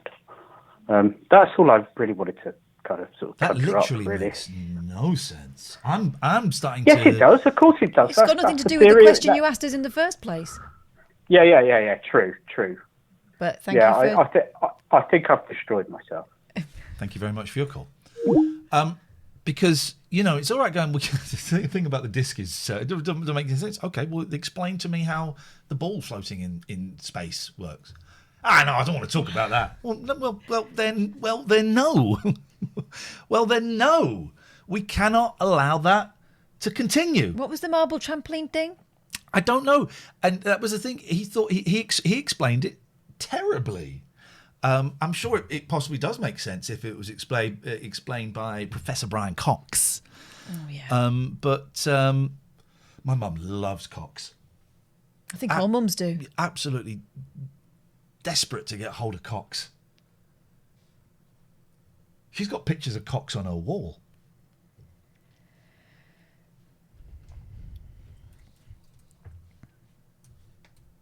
No, we're not allowed to show Cox on Twitch. 0203 286 6370 is the telephone number. If you want to give us a call, you would be you'd be so welcome. My God, you'd be welcome. We would love it. We would adore it. They're getting rid of the Argos catalogue. I know. My cousin used to be obsessed with it, but that was like in the 80s. He used to be obsessed with it. He used to keep it under his bed. Is it because of COVID?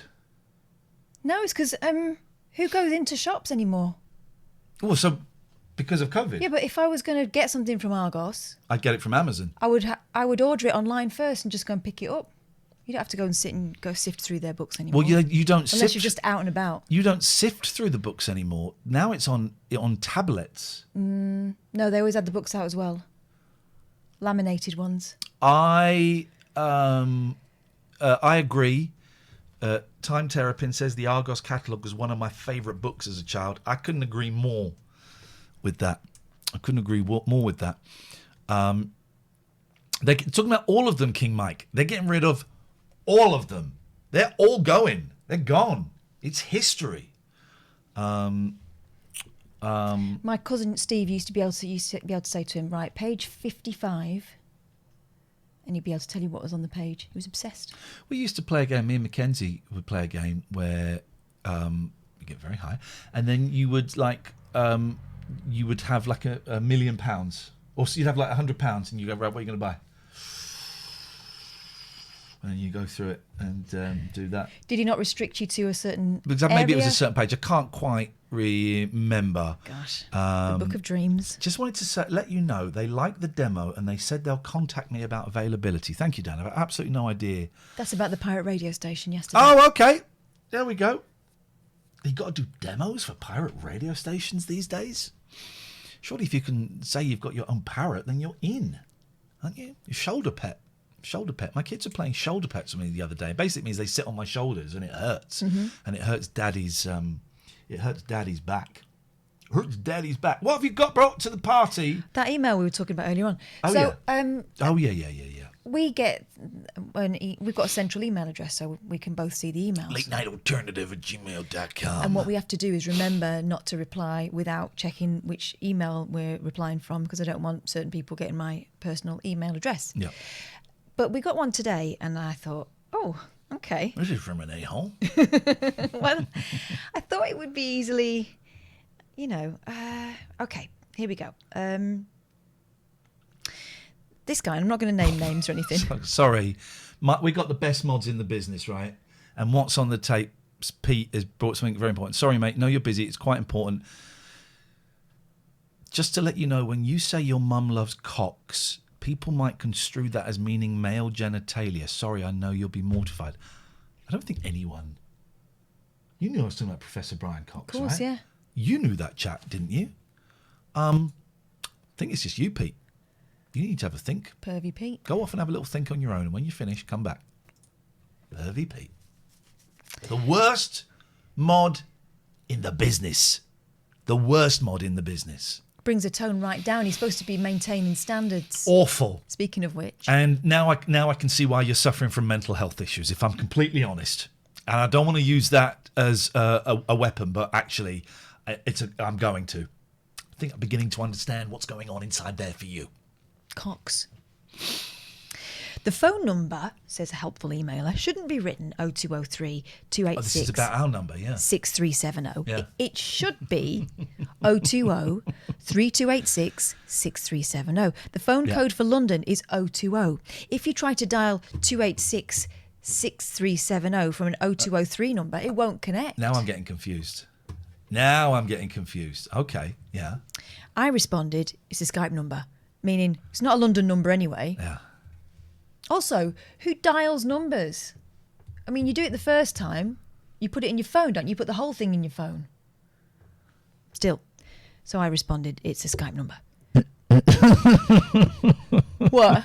I'm just laughing at this guy. I think I know who it is, but go on. Isn't it also a phone number that people can dial directly without Skype? Not sure why that's relevant. Well, because if they were in the O2 region, they could skip the 020 and go straight to the 3.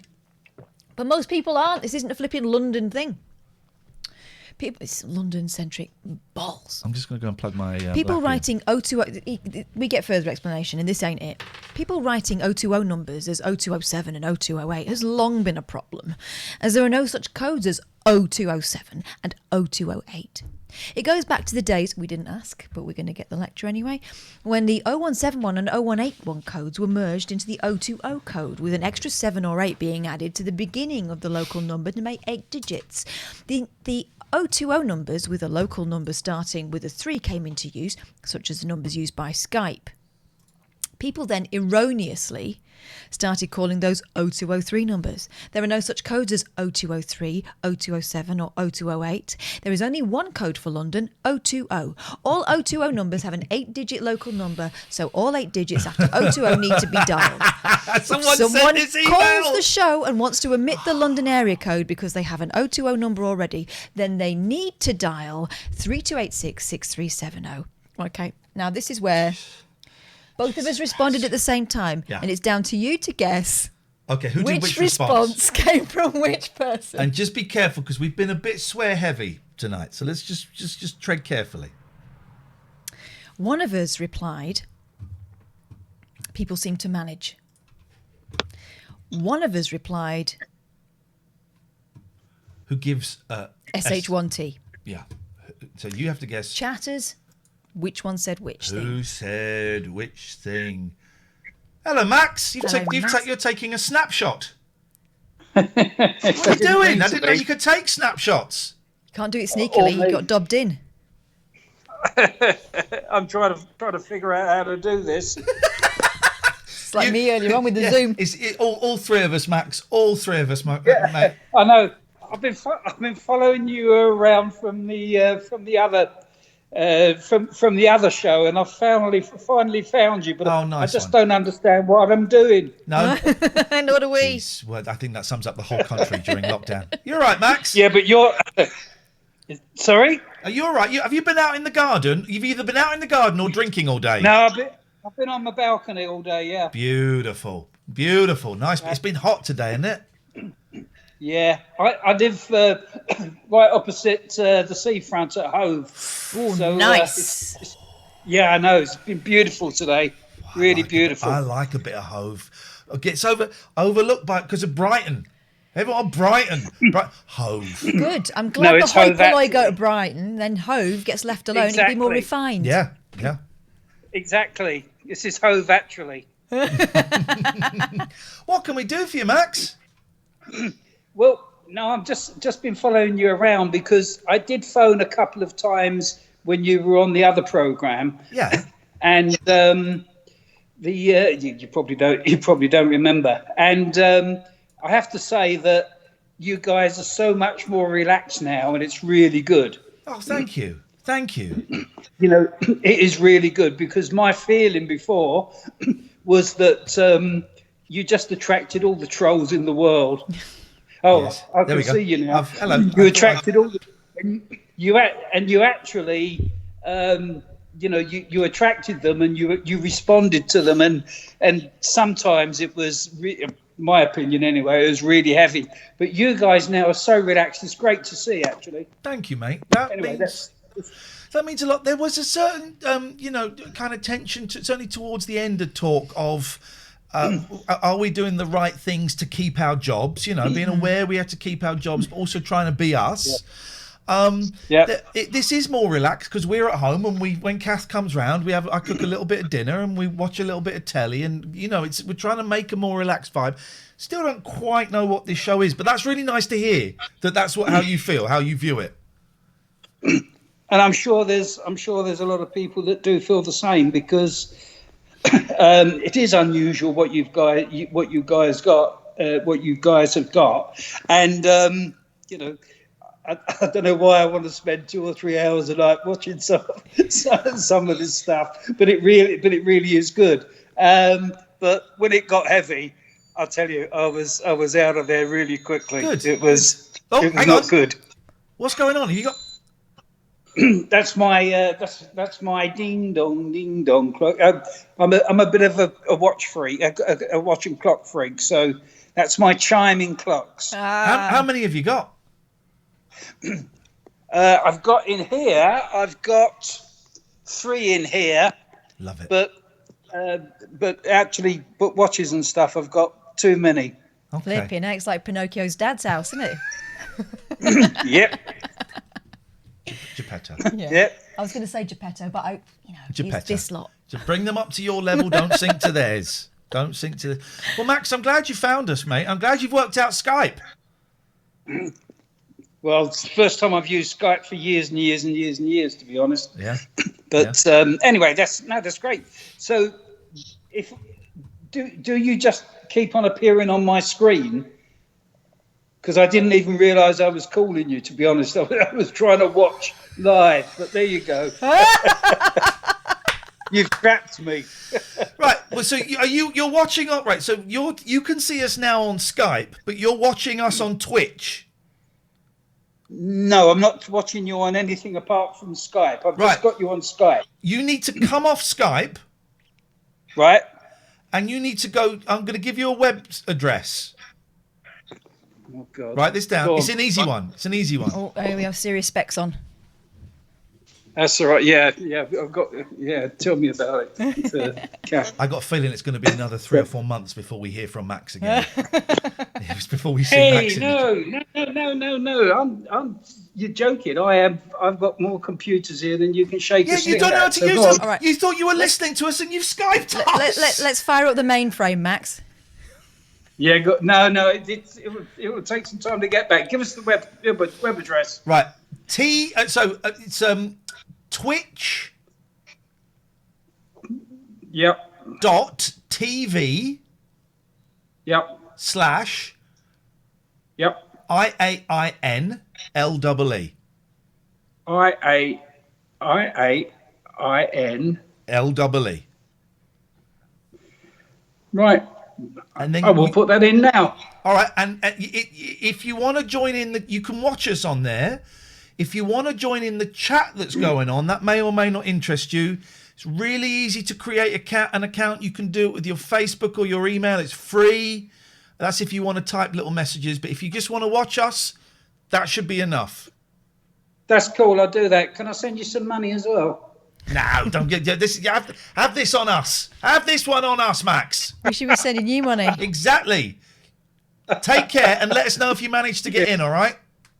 Okay. Good luck with the show, guys. You're doing a great job, all right? Thanks, mate. Max. See you later on. Ta-ra. Bye-bye. Nice guy. I thought it was brave. First time watching and he was ringing up. No. I didn't even know I was calling. If Max pops up in the chat, of course everyone's going to make a fake Max account now, aren't they? That's what they're going to do. That was good. Yes, balcony shirts. Max is a dude. I like. Can we get some Max merch? Je suis Max. Scott, yeah, let's get some Max merch.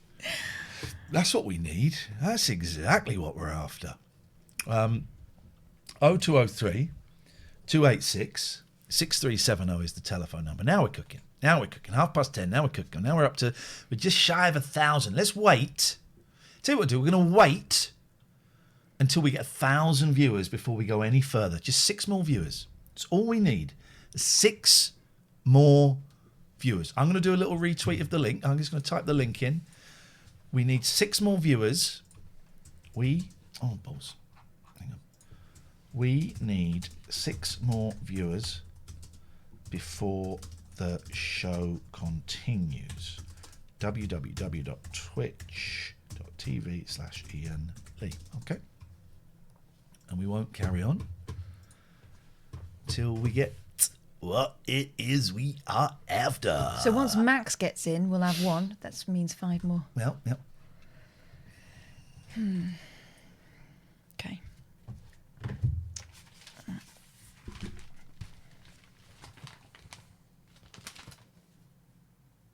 Someone is saying, oh, we've done it 1,003. There we go. Right, we need to lose, I said 1,000. We need to lose 3 viewers. I'm sure we will with time. Can I ask you a question? Oy. I want to tell you my head is fit. I mustn't sing Beatles songs, then everything gets taken down.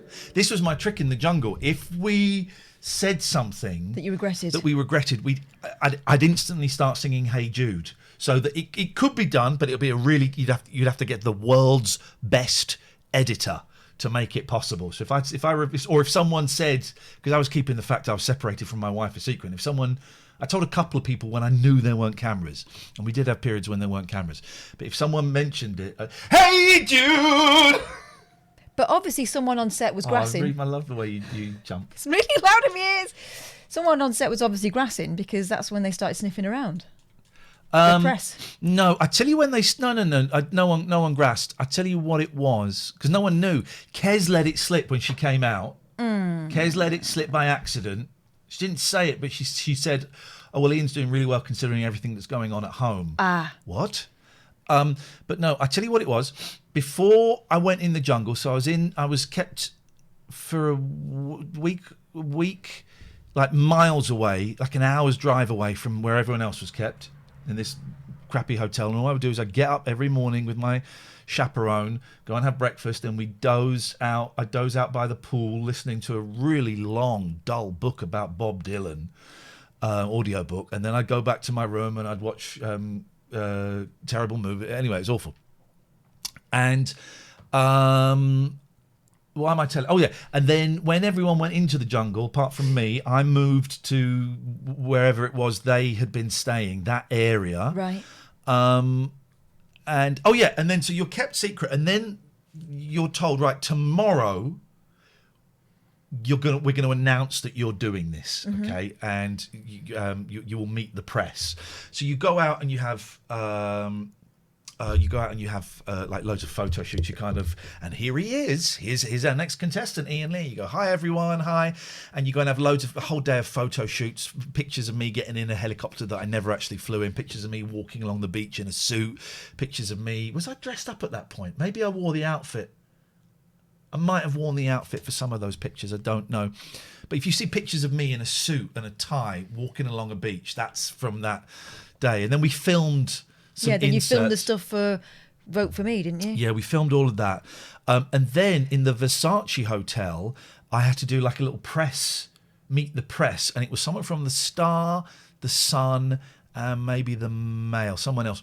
And so we sat there, and I'd made a conscious decision up until then, even though I was separated. I'd made a conscious decision. I was wearing my wedding ring, and I thought, we're going to go to Australia. I'm not going to wear the wedding ring.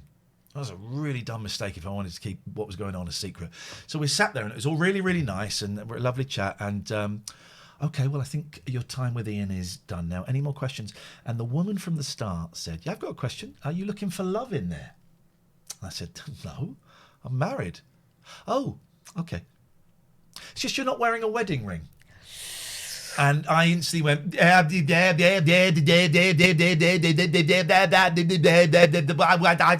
the decision not to wear a wedding ring. Meanwhile, that reporter's going... Well, that day, they're turning up at my ex-wife's house. They're turning up at my mother-in-law's house. You know, my agent had to say, you cannot take any pictures of those kids. He's not giving you permission to. And that's why... the press said, look, we know two things about Ian, right? We know two things. We know he's getting divorced or he's divorced. And we also know he's in there to pay for his mum's care home, which was not true. That bit was not true. We'd just done a thing a few months before on the show about care home fees and how she might have to move and stuff. So someone had heard that and put two and two together. And my agent said, okay, I tell you what, if you promise to leave the family alone, I'll give you all you need to know about him paying for his mum's care home fees. Complete lie. That's why my agent is a genius.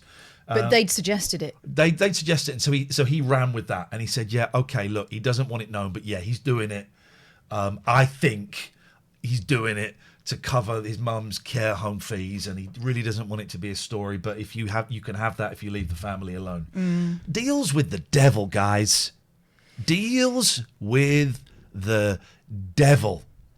So yeah. So why was I telling you that? What was that for? I was gonna I can't remember. Why did I talk about that? Can you remember? Can you remember why I was telling you that? Hey Jude. Oh yeah. If you said something that you didn't want going out, you would sing. And that's how they knew, because there wasn't someone on the inside, because no one on the inside knew. Because I only really spoke to Jenny about it. I guess I must have. I mentioned it to. Oh, do you know what? Actually, I did mention it when we went and did the thing where we were in the booths, which I've still not seen. Dingo Bingo. Should we watch the thing where I'm in the booth? It was funny. Do you mind if we watch that? Well, do you mind? I don't mind. I don't think I've watched it. I've got the whole thing on DVD. They send you the DVD. What was it called? Dingo Bingo. Dingo. That'll be on here somewhere. It's won't funny. Yeah, it is. I love that. The thing I didn't like was it was really late at night, right? And the problem of doing them late at night is you often wouldn't get back to the camp till about 1 or 2, and then you'd have to have a cold shower at night, and then you'd have to be up about like 6. If it was a live show the next day, they would wake you up. Okay, campmates. Then you got told off if you said housemates. Okay, campmates, it's time. They wouldn't tell you what time it was, but it's Was time there a to get up. loudspeaker? Yeah. Oh, what, like Yeah. Teletubbies? But the weirdest thing was at night, you'd fall asleep, and I was on some wicked medication. I was on my metazapine, so I was sleeping like a baby. It's one of the reasons I did it.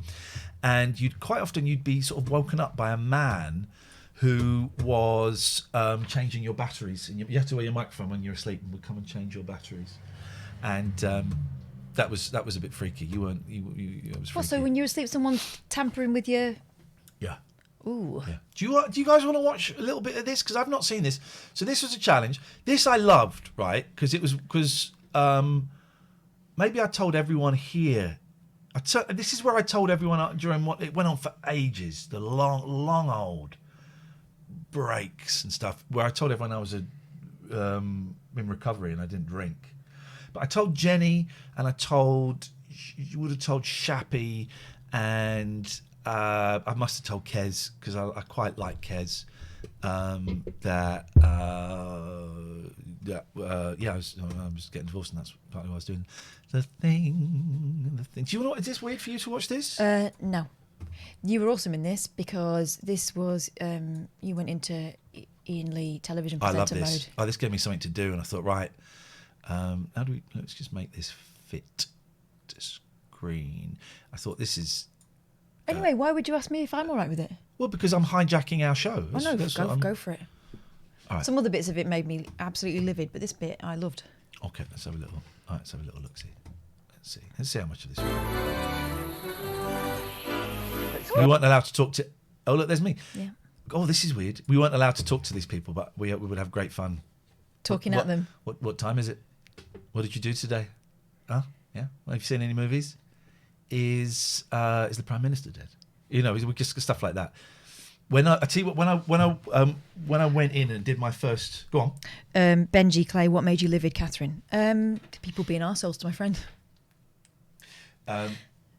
When I went in and we went back to the camp, and Stanley took me to one side and said, is Boris still foreign minister? And I went, I'm afraid he's dead. No, you didn't. Let's go through and have a look. Hey, we've walked out of the jungle, and then we find this whole... Can I just say, all right, this is a family-friendly stream, but just look at these trousers. Hey, we've What's going on there? I know. Look at that. Is that your battery pack? No, that ain't. Oh, you can't see. Hang on a minute. Hang on a minute. It's behind little Frank. There you go. There you go, guys. Let's go over this side. Look at this. This guy's working it. I'm loving it, and I'm there with Toff. Was quite grumpy actually, and Rebecca Vardy, I just was like a black hole.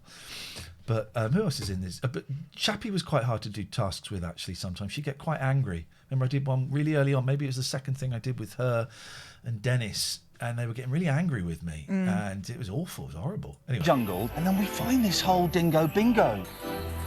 This looks fun. Bingo! Celebrities, roll up, it's ding. Right, so what's going to happen is, so they do, what's going to happen is, you're going to follow the path, and when you get there, you're going to see there's going to be a sign in front of you. If you can just stand around the sign, there'll be a mark on the floor, and if one of you could read the card out, they please. didn't delegate then? They didn't say, right, it's going to be you? No, I don't think so. Bingo night. Everyone can be a winner. Right. Play to complete a full house and then shout dingo bingo to exit the game. The booths, anything in a booth, I didn't like anything in a booth. You could cheat a bit because you could see the hole. It's a big hole where they're going to drop stuff, so you could move. Mm-hmm. But just being in a booth, I didn't like. It was claustrophobic. And Vardy cheated in this one because she put hairbands over her. Oh yeah, I thought that was out of order. I think I called her out for that. Yeah.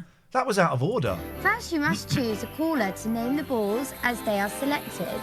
This campmate will stay in the game until the last player is called Dingo Bingo. Once all players have called a full house, the game will end. Now, I was very nervous about putting myself forward for stuff, but I thought, I want to do this because I'll be funny at this.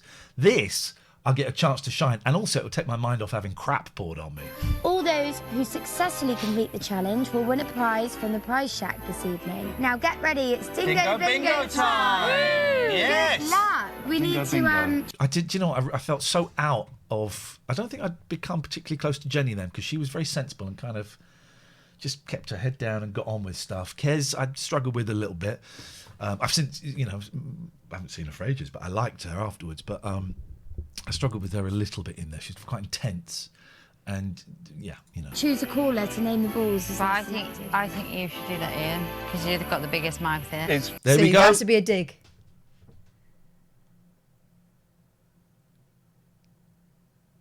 Funny, but it's... it is hilarious. It's rude. You've got the biggest mouth here. It's funny, but it's... it is hilarious. It's rude at the same time. Oh, I can be a lot ruder if you want. I know. There we go. That was. Look at me there. Look at me there. Oh, I can be a lot ruder if you want. I know. Dark energy. Dark energy. I'm very happy to be the caller. Come on, stop stalling. Let's go and play Dingo Bingo. Hey! And someone was rude to me. And it was Rebecca Vardy's account. Here we go, guys. Eyes down for a full house. This went on for about an hour, maybe longer than an hour, and I'm doing this. I'm annoying all of them because I'm doing this. I'm doing this for an hour, and they were getting so pissed off with me because even when we'd stopped, because we stopped filming quite a bit, or we'd have to pause for ages for something, but all the crap was still in there, and even then I was still doing it. Well, it was a distraction from the hellhole that was the camera. Loved it. Also, how tight are those goggles? They're very tight. They're very tight. Look at that. I had a camera right in front of me. We play Dingo Bingo. Are you ready, players? Ready! Yeah, look, she's got the things tied up. I think Toff might have done the same. She's got that. Kez always went for it. That was one of the cool things about Kez is it's like, yep, I'm doing it. Yep, what are we doing? I'm in. Play Dingo And Jenny as well. Bloody Bingo. We got Barry is turning the balls this evening. The first ball Dingo is bloody bingo. Yeah. an orange cricket. If you've got an orange cricket there, ladies, then please mark it off. The balls would roll in and Ian, our caller, would call them out. This was always weird. So you go in after, and this is another thing. So you'd think you'd finish, and then you'd have to go into it. So tell us exactly what happened, and you've just filmed it, and you know. Our second ball. It is a purple, and it is an eel. A purple eel. Oh, God. Bingo, Jenny's storming Look, I've got ants on me Jenny, there. how many have you got The there? ants, they would bite you. Fire ants. Okay, that's great. Whoa! There we go. What are Look they, at that. Bex? Anytime you want to drop that third ball. Are they those nasty ones? Yeah. Yes, of course they're the nasty ones that bite. It's Dingo Bingo. I actually can't deal with I these green hated ants. those. They're menaces. I didn't They get the slime. I was everywhere really and they glad I bite didn't you, get and the it's slime. so painful, and there's so look at many this. of them. Hideous. Watching this. Go away. Sorry, I'm here all night. Just let them crawl over Let's shout out if you're having fun, guys. No. Jenny, they're coming. Jenny, they're coming.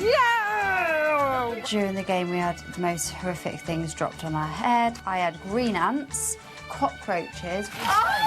That's terrible. That's really terrible.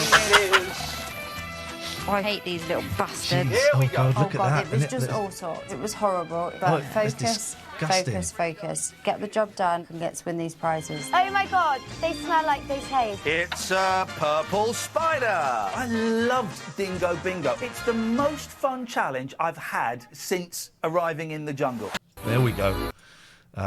Should we watch part 2? You want to watch part 2? Dingo Bingo. God, this is weird seeing this.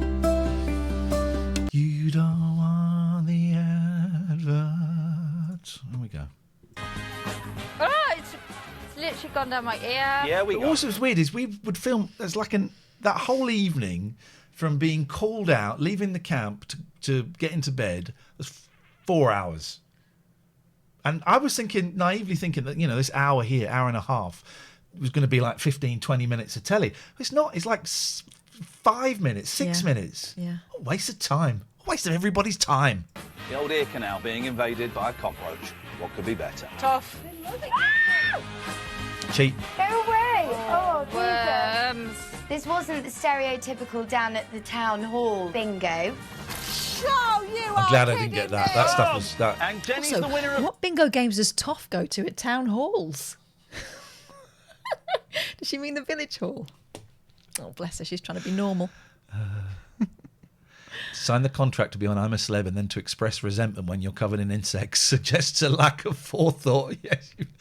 Was Strawberry Gate scripted or suggested? Come on. No, I can tell you all about Strawberry Gate if you want. It's boring. I've told everyone. It's boring, isn't it? People know what Strawberry Gate The is. first gunging. Great work there. Great work. The green slime. Oh, I love you, Jenny. It got me right in the middle of the head. Oh, what? Imagine what you think it would be like to hang out with the person who plays Fizz from Coronation Street. It's even nicer than that. She's such a joy, isn't she? Yeah. And her husband, Chris. Oh, I love it. I love it. A really aggressive gun. All over the card. There you go. You see? How brilliant. It's a green, guys. It's a green cricket. A green cricket. Half of the things he was calling out ended up falling on our heads. Oh God, what's that? What is coming in? She did loosen up an awful lot, didn't she? Yeah, she did. She did. I think that she went in there not quite knowing Yeah. how to approach it. Have I been to Jenny's restaurant? We both have. Yes, so Annie's. If you're in Manchester, go to Annie's. You've got a book, I think, now, but it's safe, COVID safe. It's good food, man. That's I good had food. Eggs Benedict. We went there twice, didn't we? Oh, yeah. We went there for dinner and then we went back for brunch the next day. Mm. Good food there. Good food. What the? Oh! Those spiders. The spiders were the one. I hate spiders, so I had to train myself. Is this all right? I feel like I'm hijacking our show. No. Are you sure? I'm all right with this as long as you're all right with this, because I know that there's a lot of stuff. I'm all right with this. We'll do a minute of this, and then we'll talk about our wonderful sponsors, because we've got to mention those. Okay, all right. As long as you don't think I'm hijacking. No. Here we go. That's a giant spider, isn't it? The spiders were horrible, but That's a flipping juicy one. Look at I the size of his trained backside. myself to be okay with spiders by I used to kill spiders all the time, and you can't really kill those ones because imagine the juice that will come out of that. So I would, in my house, if there was a spider, I trained myself to pick them up by going, "You can't hurt me, you can't hurt me, you can't hurt me," and throwing them out when the we went window. to Scunthorpe. Oh yeah. Beforehand. Yeah. That was like the last. Was that the last rabbit hole we did before you went away? I think it was. Might have been. And you'd been training yourself, and it was still a real. I knew I had to do it. Yeah. Knew I had to do it. The spiders were weird. I didn't like them, but the good thing about spiders is once they got off you, they would just go and sit in the corners. So once they're in the corners, they weren't going to move because they're looking at all the bugs going, "This is wicked." Yeah. But the spiders in the taxi cab was the worst thing. That was a 'cause funny. Ahmed Khan just kept flicking them. That was another funny one as well. No. Spiders. Oh my God, the spiders. Wow. The spiders were huge. That is a spectacular spider. But they had wranglers. The spiders had wranglers that would come in. What, with a chair and a whip? Yeah, pretty much. They'd come in at the end, and they were really keeping an eye to make sure the ants and the roaches, no one gave it stuff about. But the they're spiders. Like, the rest of the things were like pet shop animals, weren't they? This is why I wasn't worried. There was one about rats. And I so wasn't worried because it's not like they've just caught a load of rats in a sewers. They've bought them, so they're pets. They're basically guinea pigs. Yeah. So the one we're doing with rats, and I'm picking the rats up and putting them, and they're incontinent. That's their problem. But I'm putting the rats on my shoulders because it's just like having, the cats or something. That's all it is. It's Rats the are same really thing. intelligent. We used to have rats when I was a student, by choice. Benny and Bjorn we had. Yeah, and they used to answer to their names. I'm not even joking. The rat, I like the rats. Oh, wow. It was the size of a baby's head. Not baby, maybe a toddler, but so bigger. Look at that haircut. That hair looks good. Mm-hmm. I'm funny here. Size of a baby's head. No, size of a toddler, bigger. Not baby, maybe a toddler, but so bigger. I used to. This was my favourite part of the show. Actually, I said it was weird, but going in. And this is the bit that caused resentment with the thick lot. What? Because they said, "Look, he's fine. He goes in there and he shows off." I was doing my job. I was doing what I was paid for, going in there and talking. And also, these were quite often at 10 o'clock at night, which is when I would be doing the radio show. So I would just, and I didn't have an outlet. So I'd go in and I'd just talk. And it got to the point where they'd go, Iain, we're gonna have to just get you to move on a little bit. Yeah. I'm there, I'm giving them gold. They got resentful of that, did they? Of course they did, because they can't string a sentence together, some of them, I can was they? doing my job. That's what we're paid for. Massive. Wide digs. Here comes the ball. Here comes the ball. Oh, here it comes. All of them were brilliant. You know, I had the easy job because I was reading numbers and making up shtick. God, I look handsome. Look how fit I look. Kath, say I'm fit. Yeah, you fit there, but I also know the story of what was going on smell-wise, so let's not... I hadn't cleaned my genitals. And this isn't... You disgusted yourself, didn't you? Smegma had built up. Oh, flipping out, man. You didn't need to use that level of detail. I had to get cream. Because I was chafing. Did you say I was fit there? Fit there. But then I also said, but the truth of what you smelt like takes away from any appearance of fitness. Easy job because I was reading numbers and making up shtick. Hurry up, Colin. I've got a Beetle drive after this. I've got beetles down my arse crack, guys. I did actually have beetles in my arse crack. Oh, no. Poor beetles. They were getting there. Poor beetles. No bum is safe. Just clench and kill it. If you notice in a lot of the things, I'm just rubbing behind me here, partly because there are ants there, partly it just became a nervous thing. Right? I don't want to move too much, so just do that, and that would kind of make me feel better. Clench and kill. Wow. One, I think, lone green ant bit me bum. I swear to God, these prizes better be spectacular, guys. Oh, okay. Oh, no. Oh, that. Bingo's not for me. And this one tonight is definitely not for me. It was vile. Here comes the ball. An orange cockroach. Oh, yes. Perfect. Take my goggles off, look. I'm loving it. Goggles are off. Crotch with my foot. Wow, gosh, that's a manoeuvre. That's great. Hey, I go. Here we go. Just saying, itching my crotch with my foot. Things just got wormy. Perfect. Thank you very much. I'm going to have to itch my crotch with my foot. I love Jenny so much. What fun hanging out with her. I go. There was the bit in the taxi, and it was horrible, right? And we're with Amir Khan and Stanley Johnson, and we're having to remember numbers, right? And so me and Jenny went, we'll remember the numbers, right? I would like to. Said Stanley, tell you what, we'll remember the numbers. Because you'd already done that game where you were buried up to your heads, and he was not only was he getting it wrong, he was defiant about it, and he was distracting. Yeah. So we remembered the numbers, and then we were getting covered in spiders, and that cab was horrible. It's a good meal we got afterwards, though. This is where we had the karaoke night. And it was all horrible, and I just said, Jenny, I just have to stop. Hanging out with you is going to make my mum so proud, and I'm having the time of my life. Anyway, let's carry on. Which went, oh, thanks for saying that, love. That's lovely. Oh, here we go. Things just got wormy. This is what I came to I'm a Celebrity for, is to play games like Dingo Bingo. Oh my god. The spiders, the hairiest, enormous bodies running around. One was running up my arm. I was like freaking out. Here comes another ball. It's a pink snake. Oh. A pink snake. Come on, girls, we've got this. No one else is laughing at this point. I'm having the time of my life. I am having the time of my life. Oh. This was the bit where I thought, he might be all right. Because the rest of it was quite harrowing, let's be honest. Next week we'll be playing poker with sharks. Almost there, guys. That's a funny line. That's a funny line. Not long. Purple cockroach. Dingo bingo! Get the heck out of here. We got a winner. Then we had to stop while someone got out First person to to win ages. Dingo bingo was Jenny. It's a yellow I was kangaroo. so worried I was going to get that slime. Oh, we've got a second placer. Well done, Kez. Then Kez got Dingo bingo. Yes! Dingo bingo! Everyone looks knackered, don't they? Then came Becky. Then finally Toff was left. It's a green eel. Only kidding. It's a green kangaroo. Call it. Dingo bloody bingo! And that's Dingo Bingo, guys. Join us next week for more Dingo Bingo. We've got 5 prizes! Get in there. 5! Hey! We did it. And we had fun winning them. That's the main thing. We did. Did we? Did we? I did.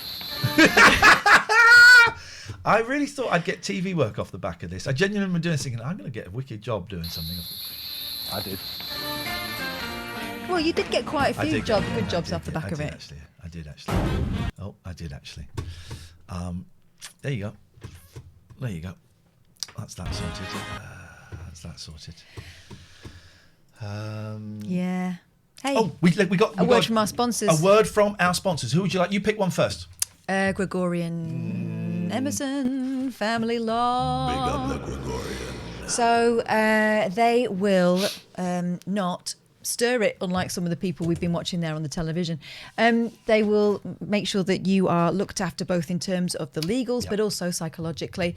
They don't get involved in the he said, she said. They will not encourage you to take your ex for everything they're worth and, revenge. It's really about finding some way of getting through a really difficult time with the least amount of damage to your family, because whatever happens, you're still a family, right? So Gregorian Emerson Family Law, they're the ones for you. gelaw.co.uk. Let me talk about Poseidon Safety Management for a bit. By the way, if you want to sponsor us, there's the email at the bottom. Manned guarding, guard dogs, mobile patrols. They work in Devon and Cornwall. They have got patrols going right now, keeping Devon and Cornwall safe. They have got a huge supply of dogs and everybody that is doing a patrol right now. It's their local area, so they know it. It's not like they're just bussing in or driving in a load of people and going, keep this place safe. Yeah. The people are locals, so they know the local area, and they really are keen on making a difference. Here, let me just pick one thing that they have done. Right, they sponsored a local not-for-profit by sending out what they call Blues and Twos packages. Right, a gesture of a little care package to thank the police, the fire brigade and the ambulance service in the local area for everything that they have done through the pandemic. They call it a little box of love. And they are a lot of these companies, and this company in particular, it's about, they're there to make money. They're a company, they're a business, but they genuinely want to make the local area safer for everybody. So if you are in Devon and Cornwall, the largest suppliers of guard dogs in the two counties, then you need a little bit of Poseidon Safety Management. There's the Twitter, Poseidon Safe, and the Facebook, Poseidon Safe. Hello, Bob. Bob. We were going to say that Bob works at Summers Waste Solutions. He kind of runs the place. Bob runs it. SummersWasteSolutions.com. I'm going to chant that quietly in the background while you talk about them. So they are a family business, but they serve the length and breadth of the country. They are flexible, so whether your business is large or small, they are confident that a phone call to them, they can make some suggestions that will save you money and improve your green credentials. So whatever kind of waste you need disposing of, whether it's on-site or off-site, have a conversation with them. They reckon that they will be able to save you money and be your one-stop shop for all those things.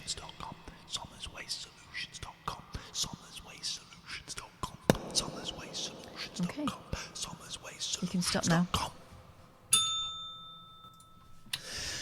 Thank you, guys. Barry says, Summers Waste Solutions helped me with a really problematic poo. They didn't even charge me. Well, if that's true, that's huge. Huge if true. Huge if true. We just don't know, guys. We just haven't got the stats back. We just haven't got the stats back on that yet. But as soon as we get those stats back, I swear to God, we're gonna let you know. 0203 286 6. Oh, I was going to ask people something, wasn't I? What was I going to ask them? What was I going to ask them?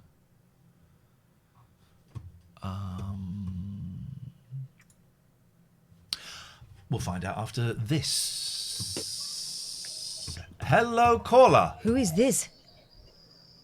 Hello. Hello. Hi. You told me to shut up for like about 12 years ago when I was 2 years old. Now I'm 14 here with my dad. Well, without telling you to shut up, could you mute your stream, please? No. Shut up! Shut up! Shut up! That's just a bit disrespectful in my opinion, not gonna lie. Well, you don't respect our request for you to shut up. Respect our requests. You've got to turn your speakers off in the back, otherwise it gets too confusing. Shut your face, Dad. Wait. Do you recognise his voice?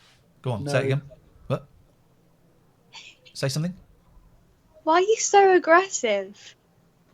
Don't talk to your dad like that. Say something. Why are you so aggressive? Turn the speakers off. No. Well, then it doesn't work. Well, then I have to end this conversation because there's an echo and you're answering 2 seconds after I've said it. You finished? God. You honestly, you need to turn the speaker off, otherwise I have to hang up.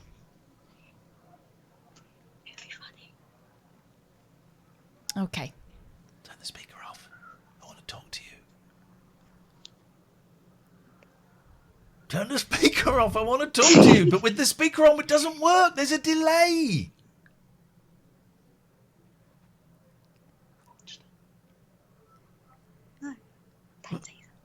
Someone say something! We can hear you whispering. Someone say something, please! Hello? Hello? Come on. Come on. I love you, yes I do. Gonna spend all my money on you. This is more like it. I love you, yes Here we I go. do. Gonna spend all my money on you. Do it. I love you. Is there any more words to that? I don't think there are any more I words. love Have you got you. the speaker off now? I think so, yeah. Okay, good, because there's an echo and otherwise it sounds awful. I don't know who is this this child that was 2 and is now a 14-year-old semi-adult. I called you back in the day. Oh, where was it? Oh, the Lubbocker. Yeah, okay. I Remember the recognise your voice. Lubbocker? This is Luke, isn't it? Not Luke, no. Well, imagine if it had been. I literally just made that name up. Could have been. Imagine if it had been. That would have been awesome. Close, another one in the Bible. Matthew, Mark, or John. No, there you go. Jesus. It's Jesus. They're, is on the they're line. spot on, Jesus. I That'll don't do. listen. I don't remember what I did yesterday. I ain't gonna remember. Yeah, some callback. Gastronomo cat. I don't remember what I did yesterday. No, but it's. How's your 14-year-old getting on? She's good. She's good. Okay, she knows that She's me. good. You know, she knows that me being angry is part of the act. I don't want her to walk It's away. just no. She knows it's just Good. stick. I She don't knows. okay. I don't want her to walk away going, "That guy's a jerk. The guy's No, an ass." I'm going to report that guy to the feds. No, everybody is welcome here. Almost. No, she loves you, and we love you, and it's nice to see you on Twitch and Hey, nice one, man. doing good, and it's all groovy. How Keep it up. have the last 12 years been for you? Yeah, it's not been too bad. You know, me and the mum aren't together anymore, but it's all good, Tell me and you know, but you know, through the other end. Yes, it's Yeah. doesn't divorce. I'm assuming it's a divorce. I'm assuming she's not passed. Yeah. It sucks, No, huh? it was. Yeah. Sucks. We No, had someone yeah. we had someone the other day. You know, Oh yeah, divorce is a celebration. divorce is a celebration. I said, well, then you know, for some people, it may well be lucky for them. When it happened to me, it was awful. You know, it was, and that letter came through. You're now divorced. That's it. Oh, I was gone, man. I was gone. Yeah, when there's kids involved, it's much more of a different ball game. Yeah. So it's but you know, there's the other side of it, and when the dust settles and everyone's being adult again, it's all groovy. And your 14-year-old sounds full of sass, and which means she's done all right out of it. Well, she's a South London bird, so you know she's got to Whereabouts in kind of South hold her London? own. Croydon, of all places. Okay, well, I don't know if I don't think Croydon is, with respect, I don't think that's actually London. I think that's just outside of London. Do you think maybe it can actually qualify as being called Surrey? Because that sounds too posh for Croydon. I think Croydon is just like this kind of zone that doesn't exist. It's neither Surrey nor London. It's not London. No, we can't give you that. No, it's in the twilight zone, isn't it? Very, very much so. Yeah. All right. Yeah. Well, listen, man, nice to talk to you. Nice to talk to your daughter. I look forward to speaking to her in another 12 years' time. Excellent. right. We'll pencil it in. Ian, one more thing before you go. Here we go. Can you cut me off? Always happy to help with that. Kathy, you want to take this one? Yeah, go on then. Hello, who's that? Yeah, it's Andy. Hey, Andy. What's going on? Yeah, good. Yeah. Hello. Oh, sorry, I've just get you off. Hey, it's great to see you guys here. I got into your last station performance, broadcast, community, brilliant thing you're doing, like 2 weeks before you got like kicked off. And I spoke to you, like on the last night as well. And so I was really sad. I thought it was me who had ruined everything by doing a really boring long call. Okay. You're not the guy that complained about us, are you? Because we had this guy that we fell out with, and he complained about us, wanting us to lose our jobs. And then when we lost our jobs, he thought he had got me the sack. And so he sent a really long, pompous email saying, well, I believe I may have got you the sack. And I just wrote back going, oh, just F off. But then didn't he want to work with us? He wanted to work with me, yeah. He wanted, because then he worked out who I was, and he wanted to, I said, oh, F off. Yeah. So, that wasn't you. No, you won't remember, but the first time I phoned up, Ian, you offered me a man wrestle. Still waiting for it, brother. Yeah. Still waiting for it. Yeah, and then, and I was talking about pulling up dandelions in my garden, and Kath actually told me the technical description of that thing with the pole on it. Anyway, so okay. That was then. This is now. This is now. Excuse me. Yes. What have you got? So what I've got is that, and maybe Kath can help me out with this. I think maybe I can. I'm in a pattern of stuff, right? Today I dropped my. I'm phoning on my wife's phone now, but today I dropped my phone in the bath and it's ruined. Right, but 2 weeks ago I had it in the repair shop for a week and a half because it wasn't charging. And there's something, and I keep doing this. Like things run out, and I try to prolong the life of them, and pay for them to get fixed. And ultimately they break, rather than just letting them go and moving on. Before you let that phone go, have you got it in rice? I've not, no. Get it in some rice. Do you remember I dropped my phone down the toilet? Yeah. And I put it in rice. Yeah, I know. I taught you how to do that. Yeah. And it worked. I know. I told you. Well, and then the bit of rice went in the charge hole, and we had to fish it out, and we thought we'd broken it. You got to get rice. You put the phone in a bowl, and you cover it completely in rice. And the rice sucks all the moisture out. Papa Lazarus says that's arse the right thing. No, it worked. It works. It absorbs moisture. You knob.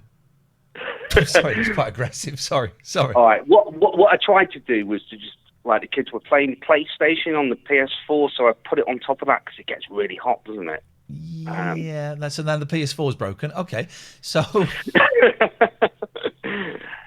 Yeah. All right. I'll take that advice.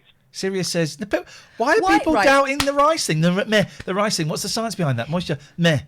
You lot are classic reply guy, right? Yeah. Which is, I'm telling you something happened. He witnessed it. And you're telling me it didn't happen done because it. you don't understand it. I've done it. It's a fact. Rice. Rice absorbs. I'm not talking to you, Andy, because you're a sensible man. Rice absorbs moisture, right? That's what it does. That's how you. Repair experts say rice isn't the best method. Of course they do, because they want you to take your thing to them. Okay. I'm sorry. Did we say that rice was the best method? Did we say that? No, we didn't. We said it was a method. It's worth a go. Quite possibly the best method you have at home, right? Quite possibly the best method you have at your fingertips when it happens. Is it the best method? No, of course it's not. Of course it's not. It didn't work when I tried it. It doesn't work all the time. It probably won't work for this guy if it's been totally in the bath. But it does work. You idiots. Well, I think it's because I got someone to open it. They had to open the whole thing, so they've broken the whole seal. I think it's dumb, to be honest. Well, just get rid of it and buy a Huawei for £100. I did the same. I got rid of my iPhone because I dropped it down the toilet full of poo. That's a true story. And I just thought, I'll stuff this. And I bought a Huawei for £120, an Honor 8, and it does everything that the iPhone does with a slightly better camera. And it's being tapped into by the Chinese government. So always someone watching you. There we go. Go. Anyway, Kath, you were saying yesterday as well, right? You're saying about, you've seen how this new format goes and everything. Yeah. I've been thinking about this today, and I was thinking, it's like you two, like there's a party, imagine there's a party going on every night that anyone can join in on. And you two in a kitchen, you're inviting loads of people in, you accept anyone. If anyone's got something to give, you're not putting people down. You know, Like No, but if they're a pain, we will chuck them out. Well, yeah, if they're an arse, yeah. But no, that's who you are, and it's a great party to be with. And this is only going to get bigger and bigger and bigger. Love it, guys. You know, take your time. This is ace. Thanks so much for the pep talk. It's beautiful. I think that must be that'll be the stroppy 14-year-old. See you when I'm 26. Sounds like a threat. Here's what I was going to ask you, but it's not really fair to ask you. This question needs to be asked to people who aren't watching the show. Mm-hmm. But then we can't ask them. But what would you ask them? Are you enjoying this? Is this what you hoped? This is on every night, every weeknight, 9 p.m. UK time to midnight, and it's now 11:15. Is this what you hope? Sorry? Someone's tried to have a little pop in the chat saying, so condescending. Oh, mate. Condescending? Mate? Advis 1977? I'm not condescending. How dare you? Condescending. How could we be? No. No. No, mate. No, mate. Condescending? No. No, mate. No. Condensation, that's what they meant, yes. Compensating, yes. Is this what you expected or hoped for, perhaps more importantly, when you heard that I was coming to Twitch and then you found out that Katherine was... this is Democracy Manifest, okay. When you're really pasteurising too. Is this what you hoped for, right? Because as you know, I think we're a couple of months off getting it right, okay. And I'm, showing the I'm a celeb stuff. I think there is something in us, when we watched The Winner Takes All the other day. I think there is a visual element of raiding YouTube, and our own past, and also just stuff on YouTube that I think we can utilise. Yeah, especially as we can't go out at the moment, so there are no funny stories. Funny thing happened to me on the way to the kitchen. We can't really play music, so playing kind of like clips of Winner Takes All is like me going, oh, I found this great song today. Have a listen to this. It's that kind of vibe, right? But is this good? Is this okay? And I'm a little bit disappointed about the numbers, and Katherine isn't so. I was thrilled when I told my 8 and 10-year-olds. They were so excited by the 4,500, and I said, look, if we get to 9,250, I'll buy you both something nice to celebrate. And then I said, I've got some. The numbers have dropped quite a bit. Really, how much have they dropped? And I told them, ooh, that's a big drop, but that's still really, really good numbers for a live stream.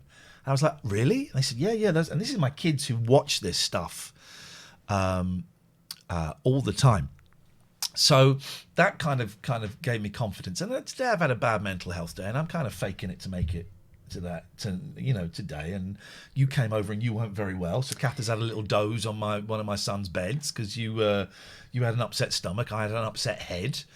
So the two of us, we're limping along today. Just about. We're down to one engine, and that's starting to sputter. But excuse me. But there is. I really enjoyed talking to Rufus. It does worry me. Both Rufus and Mike, I've got a lot of time for both of them. They did get very heavy, which is cool, which is absolutely fine. We talked about the Mike thing. It got quite heavy. Yeah, but this is the thing that with people got no one else to talk to at the moment. No, exactly. And so you ask them how they are, they're going to tell you. And exactly, and it's certainly not a criticism of either of them. How generous of them for them to spend 40 minutes with us, and I'm really grateful. I just wonder, I saw a couple of people in the chat both times go, oh, it's boring when they do serious stuff. But we've always done serious stuff. But I just wonder if I would enjoy listening. I don't know. I guess what I'm trying to say is I'm having a bit of a not crisis of confidence, but I'm having a bit of a A wobble. Hang on a minute. Sorry. What's the matter? My hair looks great. It does. It's kind of ruffled today. My hair looks great. Yes, sir. So what I'm trying to say is, you really like rock and roll, all of the fame and the masquerades. You like my 7-inch leather heels and going to all of the shows, but do you love me? Do you love me? Do you love me? Someone's mentioned the level, so I'm turning mine down.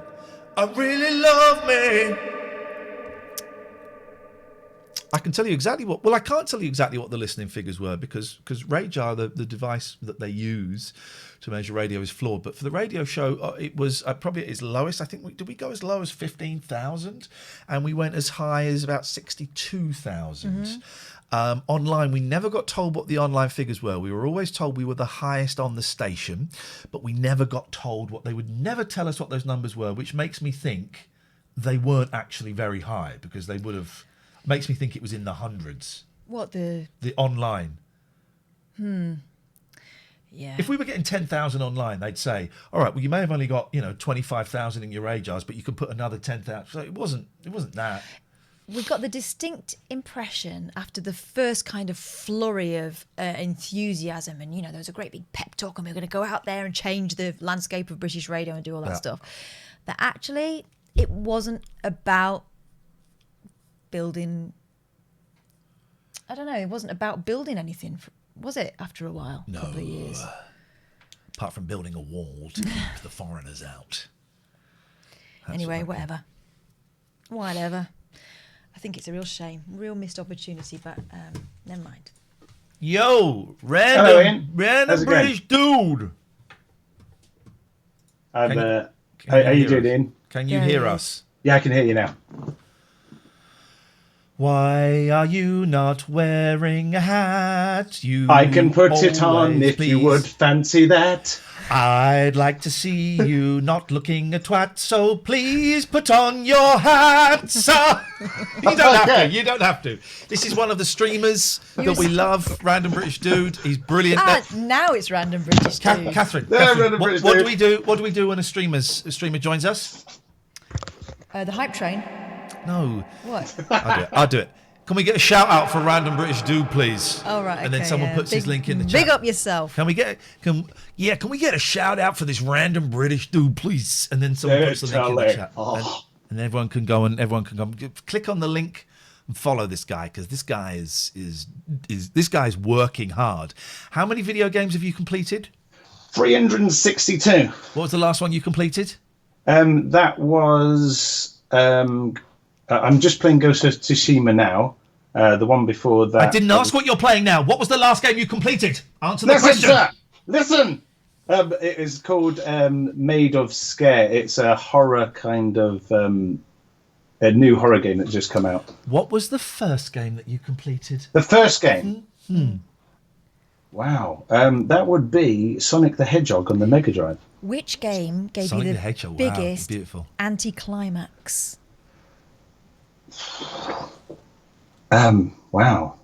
That's a good question. There's a great thing in Retro Gamer, which I write for. Yeah. Maybe we'll get some of the Retro Gamer people on at some point. It's a lovely magazine, and it pays me tuppence halfpenny. It's one of my favourite gigs. I even have to pay to buy the magazine. But at the end, every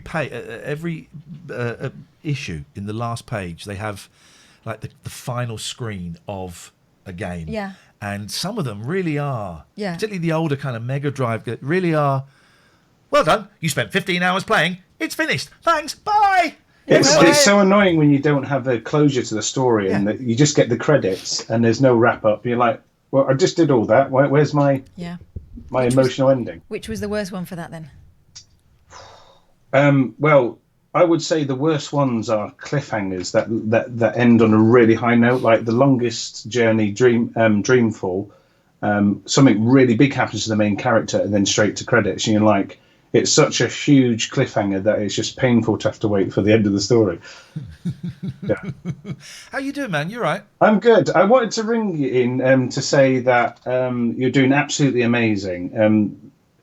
Obviously, when you started on Twitch, the show on Twitch, you was on front page and stuff like that, and you had that initial boost. And now it's settled down. It's incredible to have 1,000 people, and there's so many people here that come and give you time and want to spend time with you, and you're very talented. And I know that you have a lot of great creative energy, and you want to do so well. And I think you're already doing well, and you're going to build from here. Thanks. And I believe in you. I think you're going to go into great things, and just keep up that positive thinking, positive energy. So thanks, man. I think this is what you've been saying as well, Catherine. That this, and you're right. 1,000 is great on Twitch. Yeah, it's great. It's great. And also, it's been sustained. The same sustained greatness. Well, no, it's been sustained, consistent. right? So they come and they're not going, oh God, what is this? I'm off. I'm out of here. We've never been playing to a crowd of 15 or 55 people. Nope. So I think I'm grateful for the people who are here. I try not to think too much about why people aren't. How long you been doing the streaming? I've been streaming for 2 years, and it's been up and down. I've gone back a few steps. I've gone forward a few steps, but overall. The community that's built after you've shifted through all the months, the core people, they are the people that get you through. And you've already got an amazing group of people that they come into the stream and talk. They come into my stream and talk about you all the time, how amazing you are, how much they love your show. Ban them. You're greatly loved. Ban them. No, I ban love them too. No, I love it. There's people. Have you aware of Black Mario? Have you seen Black Mario? I have. Yeah. Isn't he great? There's people. There's you two are the puzzle, the mysteries of Twitch for me, right? Because both completely different. We raided Black Mario the other day, and that was satisfying. Talk about a grand finale. Oh my god, I love it. I bought some Black Mario merch as well. I can't wait for it to come. I've not told him, so I'm just going to wear it on a stream one day, and hopefully he'll see it. But you two are the mysteries, right? Because I think you're both brilliant, completely different turns, and I don't even remember how I stumbled across you. I think I was just looking in. I was playing a retro game. You were playing Tomb Raider, I think. Yeah, and I was looking in retro, and what I do is I flip it, so I always go from show me from the lowest numbers up. And I think you seem to have about 50, 60, 70 people in your thing. Black Mario has about 25. Yeah, and I don't get it. But the amount of effort you put into it. Well, it's discoverability, Ian. It's discoverability. In fact, the best way to get viewers is actually outside of Twitch. It's all social media. It's YouTube. You've got to build up those social links and connections, and then draw people in. I'm not very good at social media and stuff, and that shows it, in overall growth. But I'm still steadily going forward, and you will steadily go forward. Twitch is a different beast. It's a different. Don't judge it in the same kind of demographics you have from the radio and stuff like that. It's a totally different beast. May I ask you a personal question? If it's too personal, tell me to jog on, and that's fine. Yeah, no problem. Is your mum all right? I like your mum. She's lovely. She keeps talking about you. Is your mum happy? She goes in and out of down moods and stuff like that. This is what I've kind of picked up on. Yeah. Don't share anything that you don't want to share. But I genuinely like your mum. She makes me laugh a lot. But I got that vibe from her. Yeah, she's always had that that little bit of centre where she's been hurting through certain things in life, and she's not fully overcome. Her mum and dad's passed away recently, and she's fallen a bit from then, and so it's just a rebuilding. Yeah, from that. Well, she's lucky to have you. I want to see a picture of your twin though. Oh yeah, my twin brother's visiting next month. We're going to do a twin stream. So is it like proper identical? Yeah, right? proper, if I were to meet you in this, and has he got the beard and the steampunk hat and all of that? He's clean shaven, unlike me. But that's I'm going to tell him to grow his beard and see if we can tell us apart. He's got a month to do it. Yeah. All right. Send my love to your mum, man. I think she's will do. Yeah, and I appreciate your call. Thanks for calling. See you later. Good evening. Bye. Goodbye. He's a nice guy. There are lots of really nice people on this particular platform, aren't there? There are also, homophobes and a lot of misogyny going on, and we have been, I think, very lucky at the small amount of misogyny in particular that we have attracted. Yeah, but I also think that it's because we brought enough nice people in on the chat that it kind of it doesn't it gets quite quickly stamped on, doesn't it? Anything like that, because people care about us. Okay, it's time to get serious. Now, hang on a minute. Let me just. What I want to do is we need to get serious, guys. We need to get serious. Okay. Freeze for a second, if you bear with me. Okay. It's time for I nearly said a tutorial, and it's not. It's a testimonial. It's time for a testimonial for Summer's Wear Solution testimonial. Coming up, I didn't write this, they wrote this. I wrote the song, I'm writing it now. The words I'm about to say come from Paul Foster, Principal Solutions Consultant at Auditel. He said, quote, I worked with Summer's Waste Solutions for a number of years. The value they bring is tremendous. Their enthusiasm, proactivity, attention to detail, and professionalism is second to none. And this despite the difficulties of operating in the waste industry. Whenever I need flexibility, knowledge and support and great value, I recommend Summer's Waste Solutions. Summer's Waste Solutions. Paul Foster continues. I know they care and will resolve any issues as they occur. And my clients are happy. And my clients are happy with the outcomes. You know they are. They really are. That is Summer's Waste Solution, guys. There is the SummersWasteSolutions.com. Poseidon Safety Management. You don't get a song today. You're going to get a song tomorrow, guys. It takes a lot of time. It takes a lot of time. I can do one. Please. Give me a beat. I only know certain chords on this. Let me get a guitar. Let me get a guitar. We're going to do it. We're going to do it properly. Because I know more chords on the guitar, you see. Get ready to rock, everyone. This is my Country Gentleman. I can't remember. It isn't a Country Gentleman, but this is a nice guitar. Get the flowers on that. Do you know what that's called? It's a moustache. That's what it's called. Nice. Okay. You ready? Does it sound like I'm ready? It's very hard to tell, if I'm honest. Did you tune the other one? All right.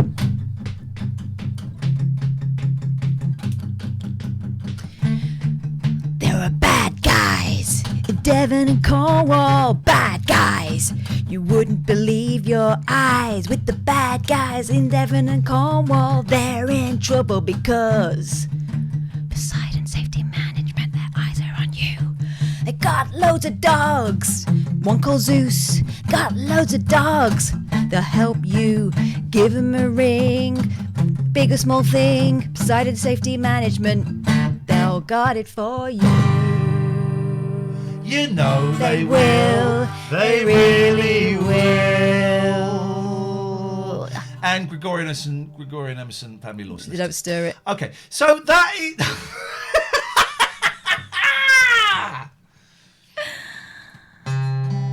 Well, that's out of tune. Oh, is this going to be a sad one? My D-I-V. No, I can't do it because it's copyright. That song became less painful today because I called Gregorian Emerson and they showed me the way. gelaw.co.uk. Maybe she's been sleeping around.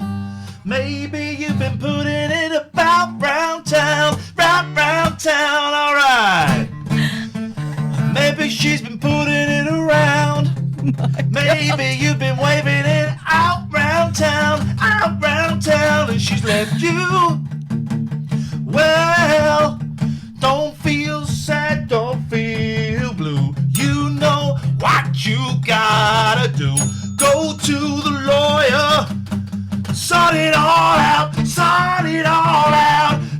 divorce. Wow! Get a divorce. Yeah, baby. Get a divorce.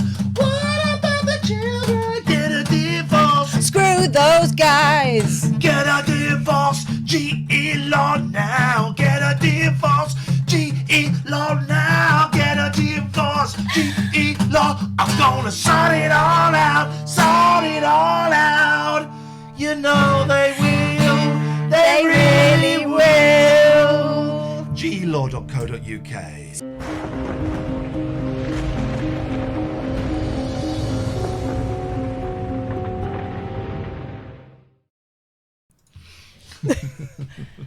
Seriously though, serious businesses. We've done the adverts. They're done. They're done. Hey, maybe the telephone number guy was right. Maybe we ought to change it.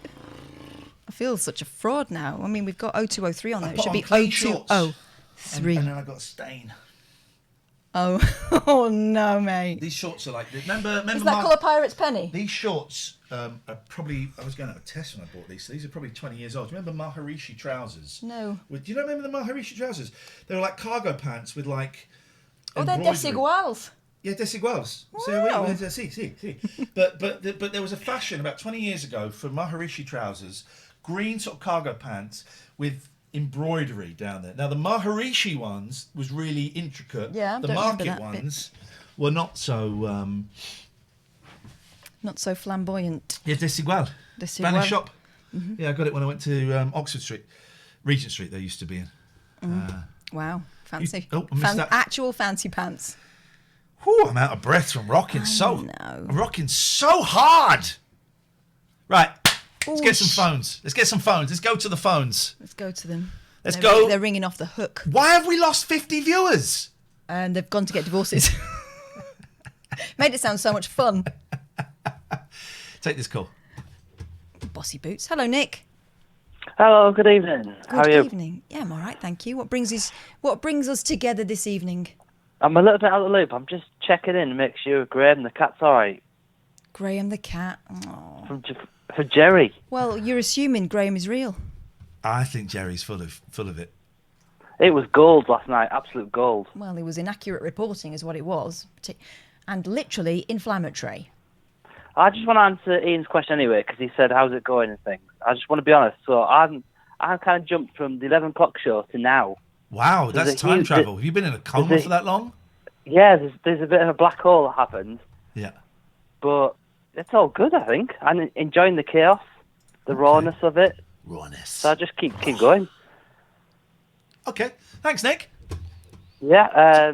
What time's the raid tonight, by the way? We're going to be doing it. It's around about midnight. I've got college tomorrow. Next week, things get a little bit easier. So we can go a little bit later. In fact, we have to go a little bit later because we're taking a night off. Yeah, so we've got to expand. So we're going to have to expand the show. But so next week, we're going to do a few a little bit later. When we can, I'm kind of free next week, so it's up to you. I've got to go to court. But tonight, the raid is going to be at midnight. Smashing. Let's Thank get you. involved. Thank you, mate. Cheers. Okay. 0203 286 6370. Skype, TLNA. A real lack of video calls. Yeah. Real lack of video calls. Let's get these phones. Let's get the phones ringing. I think it's because it's getting towards the end of the week and everyone's given up on pants, maybe. I don't know. Let's get to the phones. Let's wait for the phone calls, guys. Oh, this is a bit creepy from Paula. You got any plans for your birthday, Kath? Well, I'm not going out. She's going out with this guy. Hey, Nelly. Hi, Catherine. Hi, Ian. You okay? I can see the face of a ghostly baby behind you. Yeah, what's that? Behind you. Oh, this. Yeah. This is my. It's not my pictures. My boy's pictures. Apart from that one, because he insisted that I draw a picture as well. So I drew a picture of my newborn baby, but I saw it drew a bit too big. And it's just quite scary. Wow. I am reminded of a really funny clip I saw in an episode of The Detroiters, which I will show in a minute. It won't make it. It make you laugh, Catherine. It won't make it. That's a terrifying image. When we were out yesterday, our kids went. We went out for a little picnic after the swimming at this thing, and the kids went, "Oh look, there's Boris Johnson having a fight with Kim Jong-un." And it was happening. It Yes. was happening. there were these two people just walking through the park, and they had Boris Johnson and Kim Jong-un masks on, and they were fighting. It was the weirdest but most wonderful thing. I So then the loved guy it. comes in the store. I don't want you to. I just want to show you this clip, but I need to. How do I make this small? By doing that. Hang on. I'm going to go there, and we'll do that in a second. Sorry, Nelly. Please continue, s'il vous plaît. Anyway, are you in Poland? Are you back now? I am back, yeah. I came back just today. The whole travelling experience is quite a strange one now, with things go the way things are. So what happened? You got to the airport, they take your temperature, or did they just let you go? No, I mean, we flew from Doncaster, and basically you can't go in the airport without a face mask. And you also can't go in the airport if you're picking someone up. You basically can only be in there if you're travelling somewhere. So going into the airport was pretty well structured. Everyone keeps their distance. They're wearing a mask all the way through, going through security and everything like that. It's when you get onto the plane where things people just basically stop doing the social distancing. And obviously when you travel by plane and you land, what people do is they decide they're going to get up and get their bags before the seatbelt sign goes off, and that still happens. They basically just get up and everyone just charges off in a big mass of people, which you would think would be different, but not exactly the same. The default setting remains the same. Yeah, I mean, also the airline that I was with, you had to fill in a form. Each group had to fill in a form to basically say where they'd be staying in Poland, in case, I'm guessing, if there's any sort of someone who's been, who has the virus, maybe has symptoms, so people can be contacted. But there wasn't enough pens to go around to fill in the form. So of course you have people writing the form and saying, "Does anyone need a pen?" Passing the pen around. Here's a COVID stick for you. You sort of think, "Geez, what?" So yeah, there was. It seemed to be all going really well at the start, but then things just started happening, which could be a lot better. Yeah. But yeah, now I'm back and I'm home alone for the next 3 weeks because my wife is still over there with the children. So expect a lot of quizzes and a lot of calls. Oh, exciting time! Thanks goodbye. very much, Nelly. Goodbye. What do I do now? What do I do with this? Well, we'll sort it out after. Okay. Leave it. Okay, but that makes me feel uncomfortable. Well, it's meant to. Probably supposed to, yeah. Okay. This is part of the problem. Okay. All right. I would like to apologise. I'm going to apologise again. I'm going to apologise again to the Angelos Barry guy. Well, I issued an apology, and I apologise sincerely for the way I spoke, and I think I did initiate a pile-on. So that. He sent me a very uncomfortable email that puts me in a very uncomfortable position. So I apologise again. Here's the thing, right? I've just been sent a very unpleasant email by someone that I perhaps bullied a little bit earlier on, and I apologise for the bullying, okay? I'm not going to say what's in the email because that's private, and he's asked me not to share it. But two things. One, I will talk about stuff that happens in my life. So I won't mention your name again, but I will talk about stuff that happens in my life. And that happened today, and we'll talk about it. So please don't dictate the show. But also, when I used to, I'm going to talk about me first. Let me talk about me for a second, right? Let me talk about me. When I was a hopeless drug addict. I was addicted to cocaine and weed and ecstasy. Those are my drugs of choice. Cocaine became the kind of the focus for it. And when I was a hopeless drug addict, right, I didn't know you, but if we'd have worked together and you'd have pissed me off, right, either by saying my work was crap or by not holding a door open for me, big thing, tiny thing, I think, F you. And I would go home and I would take a lot of cocaine because of you, because of what you did. And I would do it to punish you, and I'd do it to show that I was a big man in control of myself, and screw you, okay? Now, of course, that is not clear thinking. The only person I was punishing was myself, and it was not your fault, not your responsibility. It was not anything really to do with you. Okay, you might have been rude to me at work, but my decision to go and take drugs was my decision to go and take drugs. That was driven primarily because I was ill. Yeah. But it would not be right or fair for me to then say to you, Catherine, I went home last night and I took 3 grams of coke and it's your fault. Mm-hmm. Would not be fair of me to do that. Well, it wouldn't really be true. It either, wouldn't be would it? true. Because the addiction is looking for an excuse. It wouldn't be true. What I'm trying to say is, talking about me, which I'm allowed to do, is that any form of slowly committing suicide, which I personally believe taking drugs, being an alcoholic, self-harm, food, some of the food disorders, I think a lot of those things are a very slow way of killing myself, that I have to take responsibility for any harm that I do to myself, whether that is ingesting chemicals, whether that is going out and having, sex out in the woods, whatever it might be. I have to take responsibility for that. And what am I trying to say? We have to take responsibility for our stuff. I genuinely apologise for any hurt or harm that may have been caused earlier today. My actions were inappropriate and it went too far. And I'm sorry for that. I can't take responsibility for how I treat you. If I treat you badly, that's something. But if you then go off, Catherine, and sleep with a dozen men to get back, if you do something to harm yourself, I can't take responsibility for that. No. It's that thing, isn't it, of we are not responsible for other people's behaviour. We are responsible for our own behaviour and our reaction to their behaviour. Not fair to put it on someone else. No, is what I would say. Can I just give out one telephone number to you, dear listener? If maybe you're saying this and this is clicking with you, maybe some of you are going, well, this is a bit vague. I've got no idea what he's talking about. The Samaritans in the UK.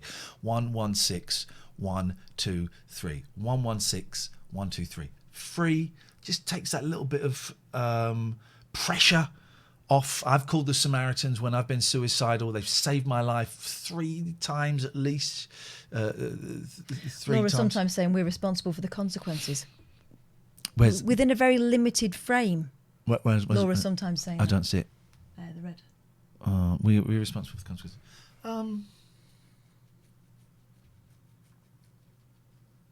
We have to take responsibility for our own actions.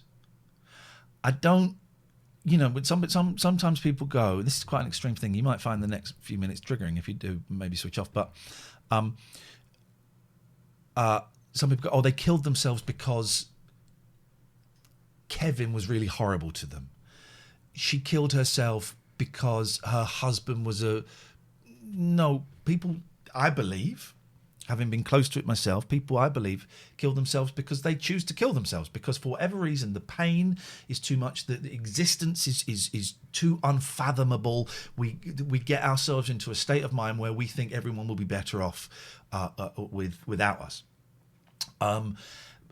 It's not fair to say, he killed himself, she killed herself because of X, because of that person there, unless that person is there with a gun saying you've got to kill yourself, that person chose to do that. Okay, Laura's back. If you hurt someone's feelings and they tell you so, you don't get to decide that you didn't. No, that's not what we're saying. You're responsible for your own behaviour. Yeah, that's what I'm saying.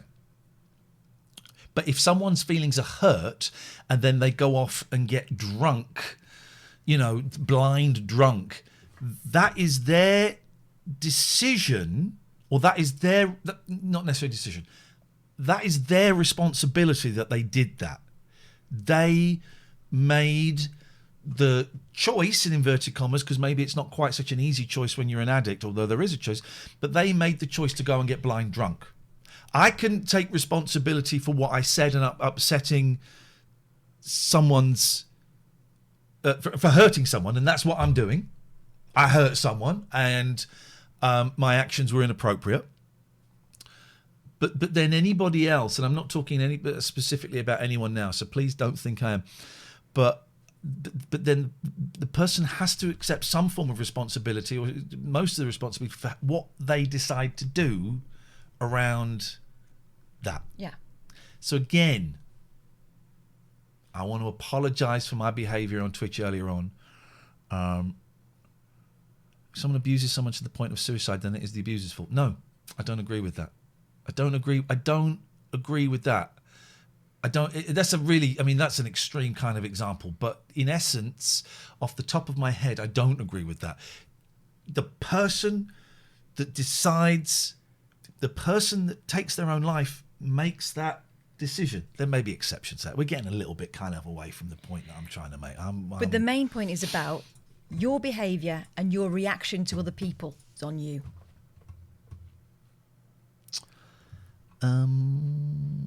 Stay safe, everybody. Stay safe, everybody. 116123 is the telephone number for the Samaritans, if you like that. Okay, we got a phone call. Hey, Laura. Hey, Laura.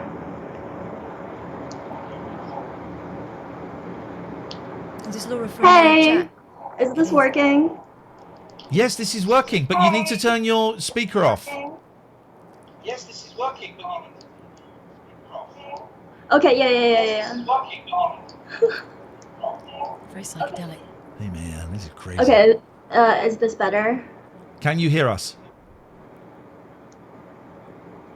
Can you hear us? Yes. No, because that speaker you're hearing the stream as opposed to the Skype call. So you need to switch off the audio from the stream and turn on the audio of the Skype call.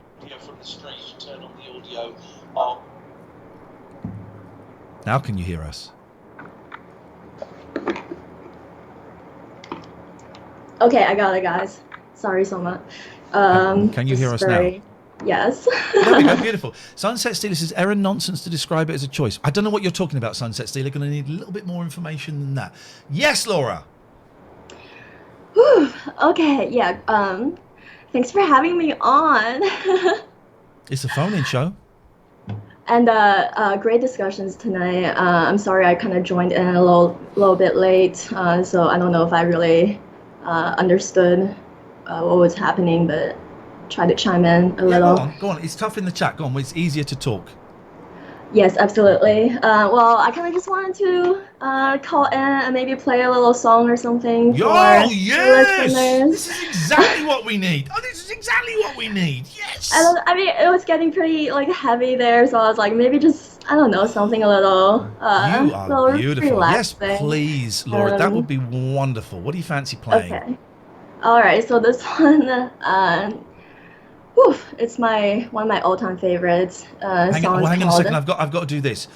Can we get a shout out for Laura in the chat, please, guys? And then guys, please follow me. There we go. And, someone posts a link. There you go. Or subscribe or whatever. And I post playlists as well. I just made this crazy playlist of my favorite indie songs from the early 2000s. The playlist ended up being 78 songs long. Jeez, I didn't know there were that many songs from the early 2000s. And it's only part one of a many-part series. I'm terrible at narrowing things down.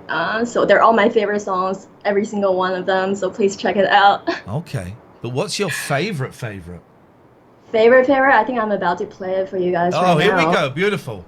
Okay, so the song is called Both Sides Now, and it's by the wonderful Joni Mitchell. Probably won't be able to do We're going to shut up. Away you go. justice, but I'm going to just try my best.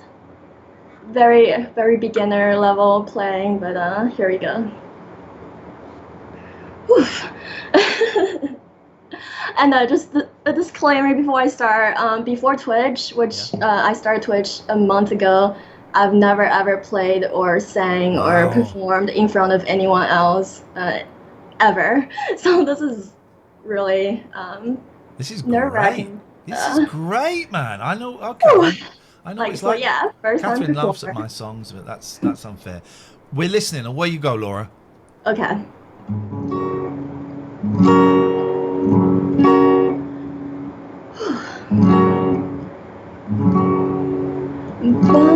Okay, no, I'm so nervous. Balls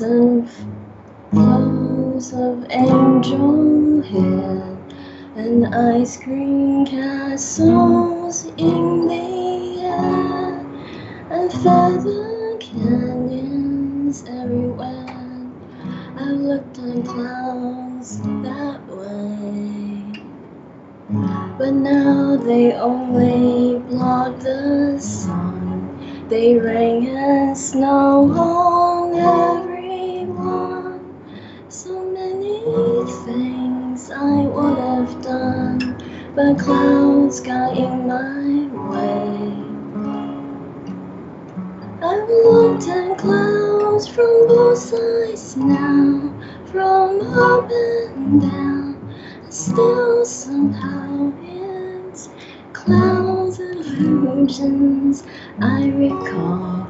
I really don't know clouds at all.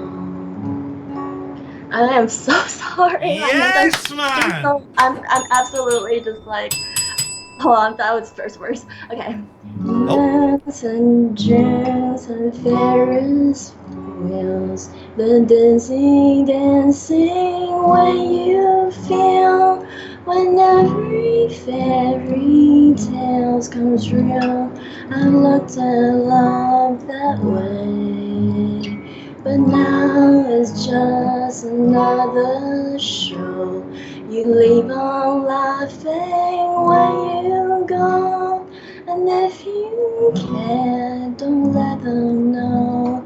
Don't give yourself away. I've looked at love from both sides now, from give and take. Still somehow it's love's illusions I recall. I really don't know love at all. Tears and fears and feeling proud to say I love you right out loud. Dreams and schemes and circus crowds, I've looked at life that way. But now old friends are acting strange. They shake their heads, they say I've changed. But something's lost, but something's gained in living every day. I've looked at life from both sides now, from win and lose. Still somehow ends life's illusions I recall. I really don't know life at all.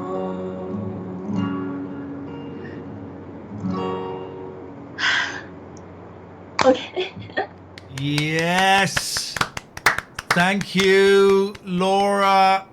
We love that. I was showing, now I may have got it slightly wrong. I was showing there a montage of clowns, but Catherine has just told me the line is clouds. Clouds, yeah.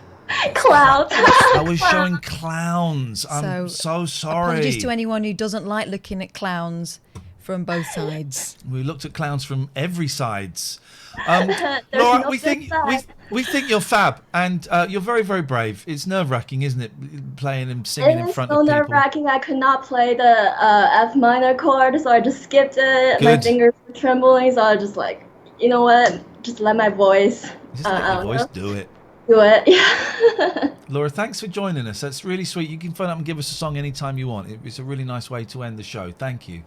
Thank you. See you later on. Thank you. Apologies. I know Laura had been phoning for a bit. We can't really see all of the calls, and if we're talking to someone, and that's my bad, and I need to get a little bit better at maybe keeping an eye on the calls and kind of Ollie says phoning people back. He likes that Carly Simon song about clowns in coffee.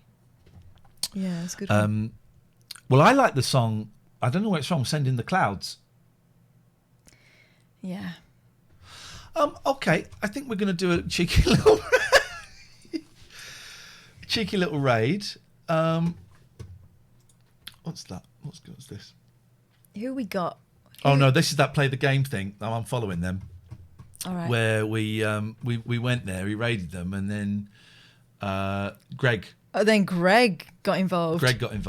Oh, PC Shed. It's that guy again. Yeah, it's Greg. No, mate. Was that Greg? I don't think that was Greg. I don't know who Greg that might was. be the one calling the shots, though. Okay, right. Well, let's go to browse. Let's browse. Let's close. We're going to close. We're going to find your next favourite streamer. Let's go down. Let's go down a bit. Let's go down a bit. Let's go down a bit. Let's go down a bit. Let's go down a bit. Let's type in a word to search. So we've got English because it's obviously we kind of want English. Give me a word. Funny. Funny, is that? No results found. Oh, we've got to search these tags. No, let's not do that. Let's scroll. Let's see what he's too young to be on Twitch. Yeah. He's too young to be on Twitch. He's too boring to be on Twitch.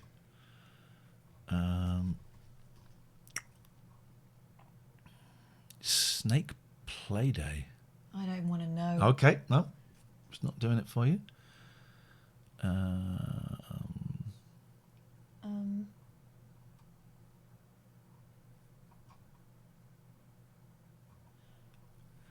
Bear with us. This takes a little while sometimes.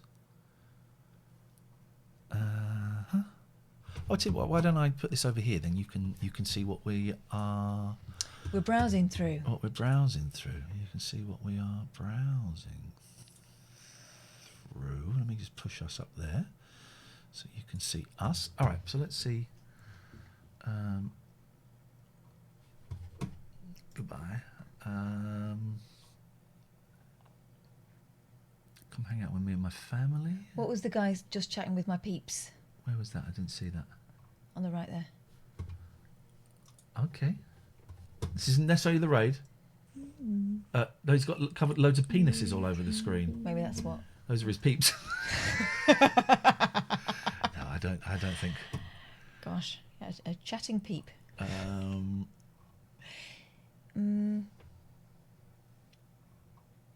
Bear with us, viewers.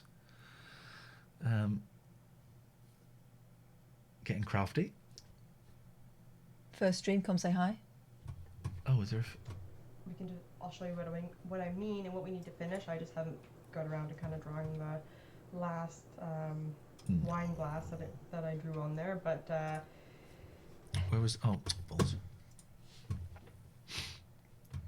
Oh, I got to start at the top. There he is. Where was it? Where? This kid here. He's a kid though. That. Is he though? Oh. Oh, right up his own hooter. Look at the state of his room.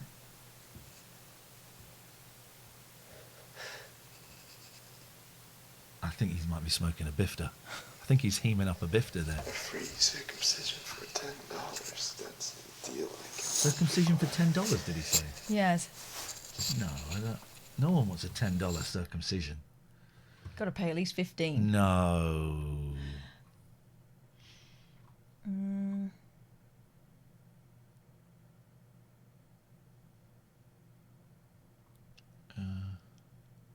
Chilly night?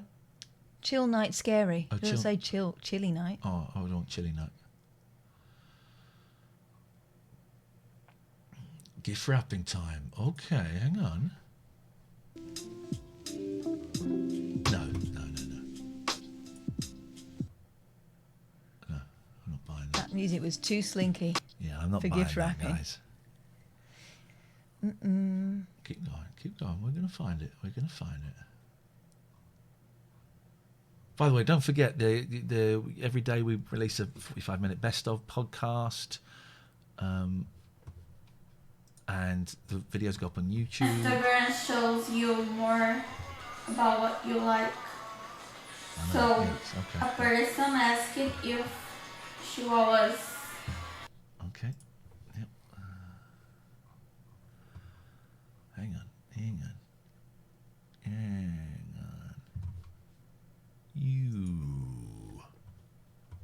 getting training actual type of pressure where people are coming in his face.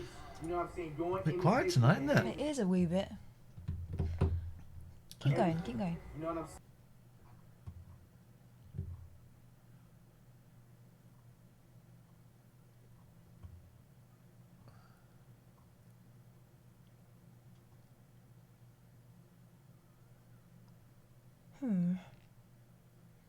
We'll find someone.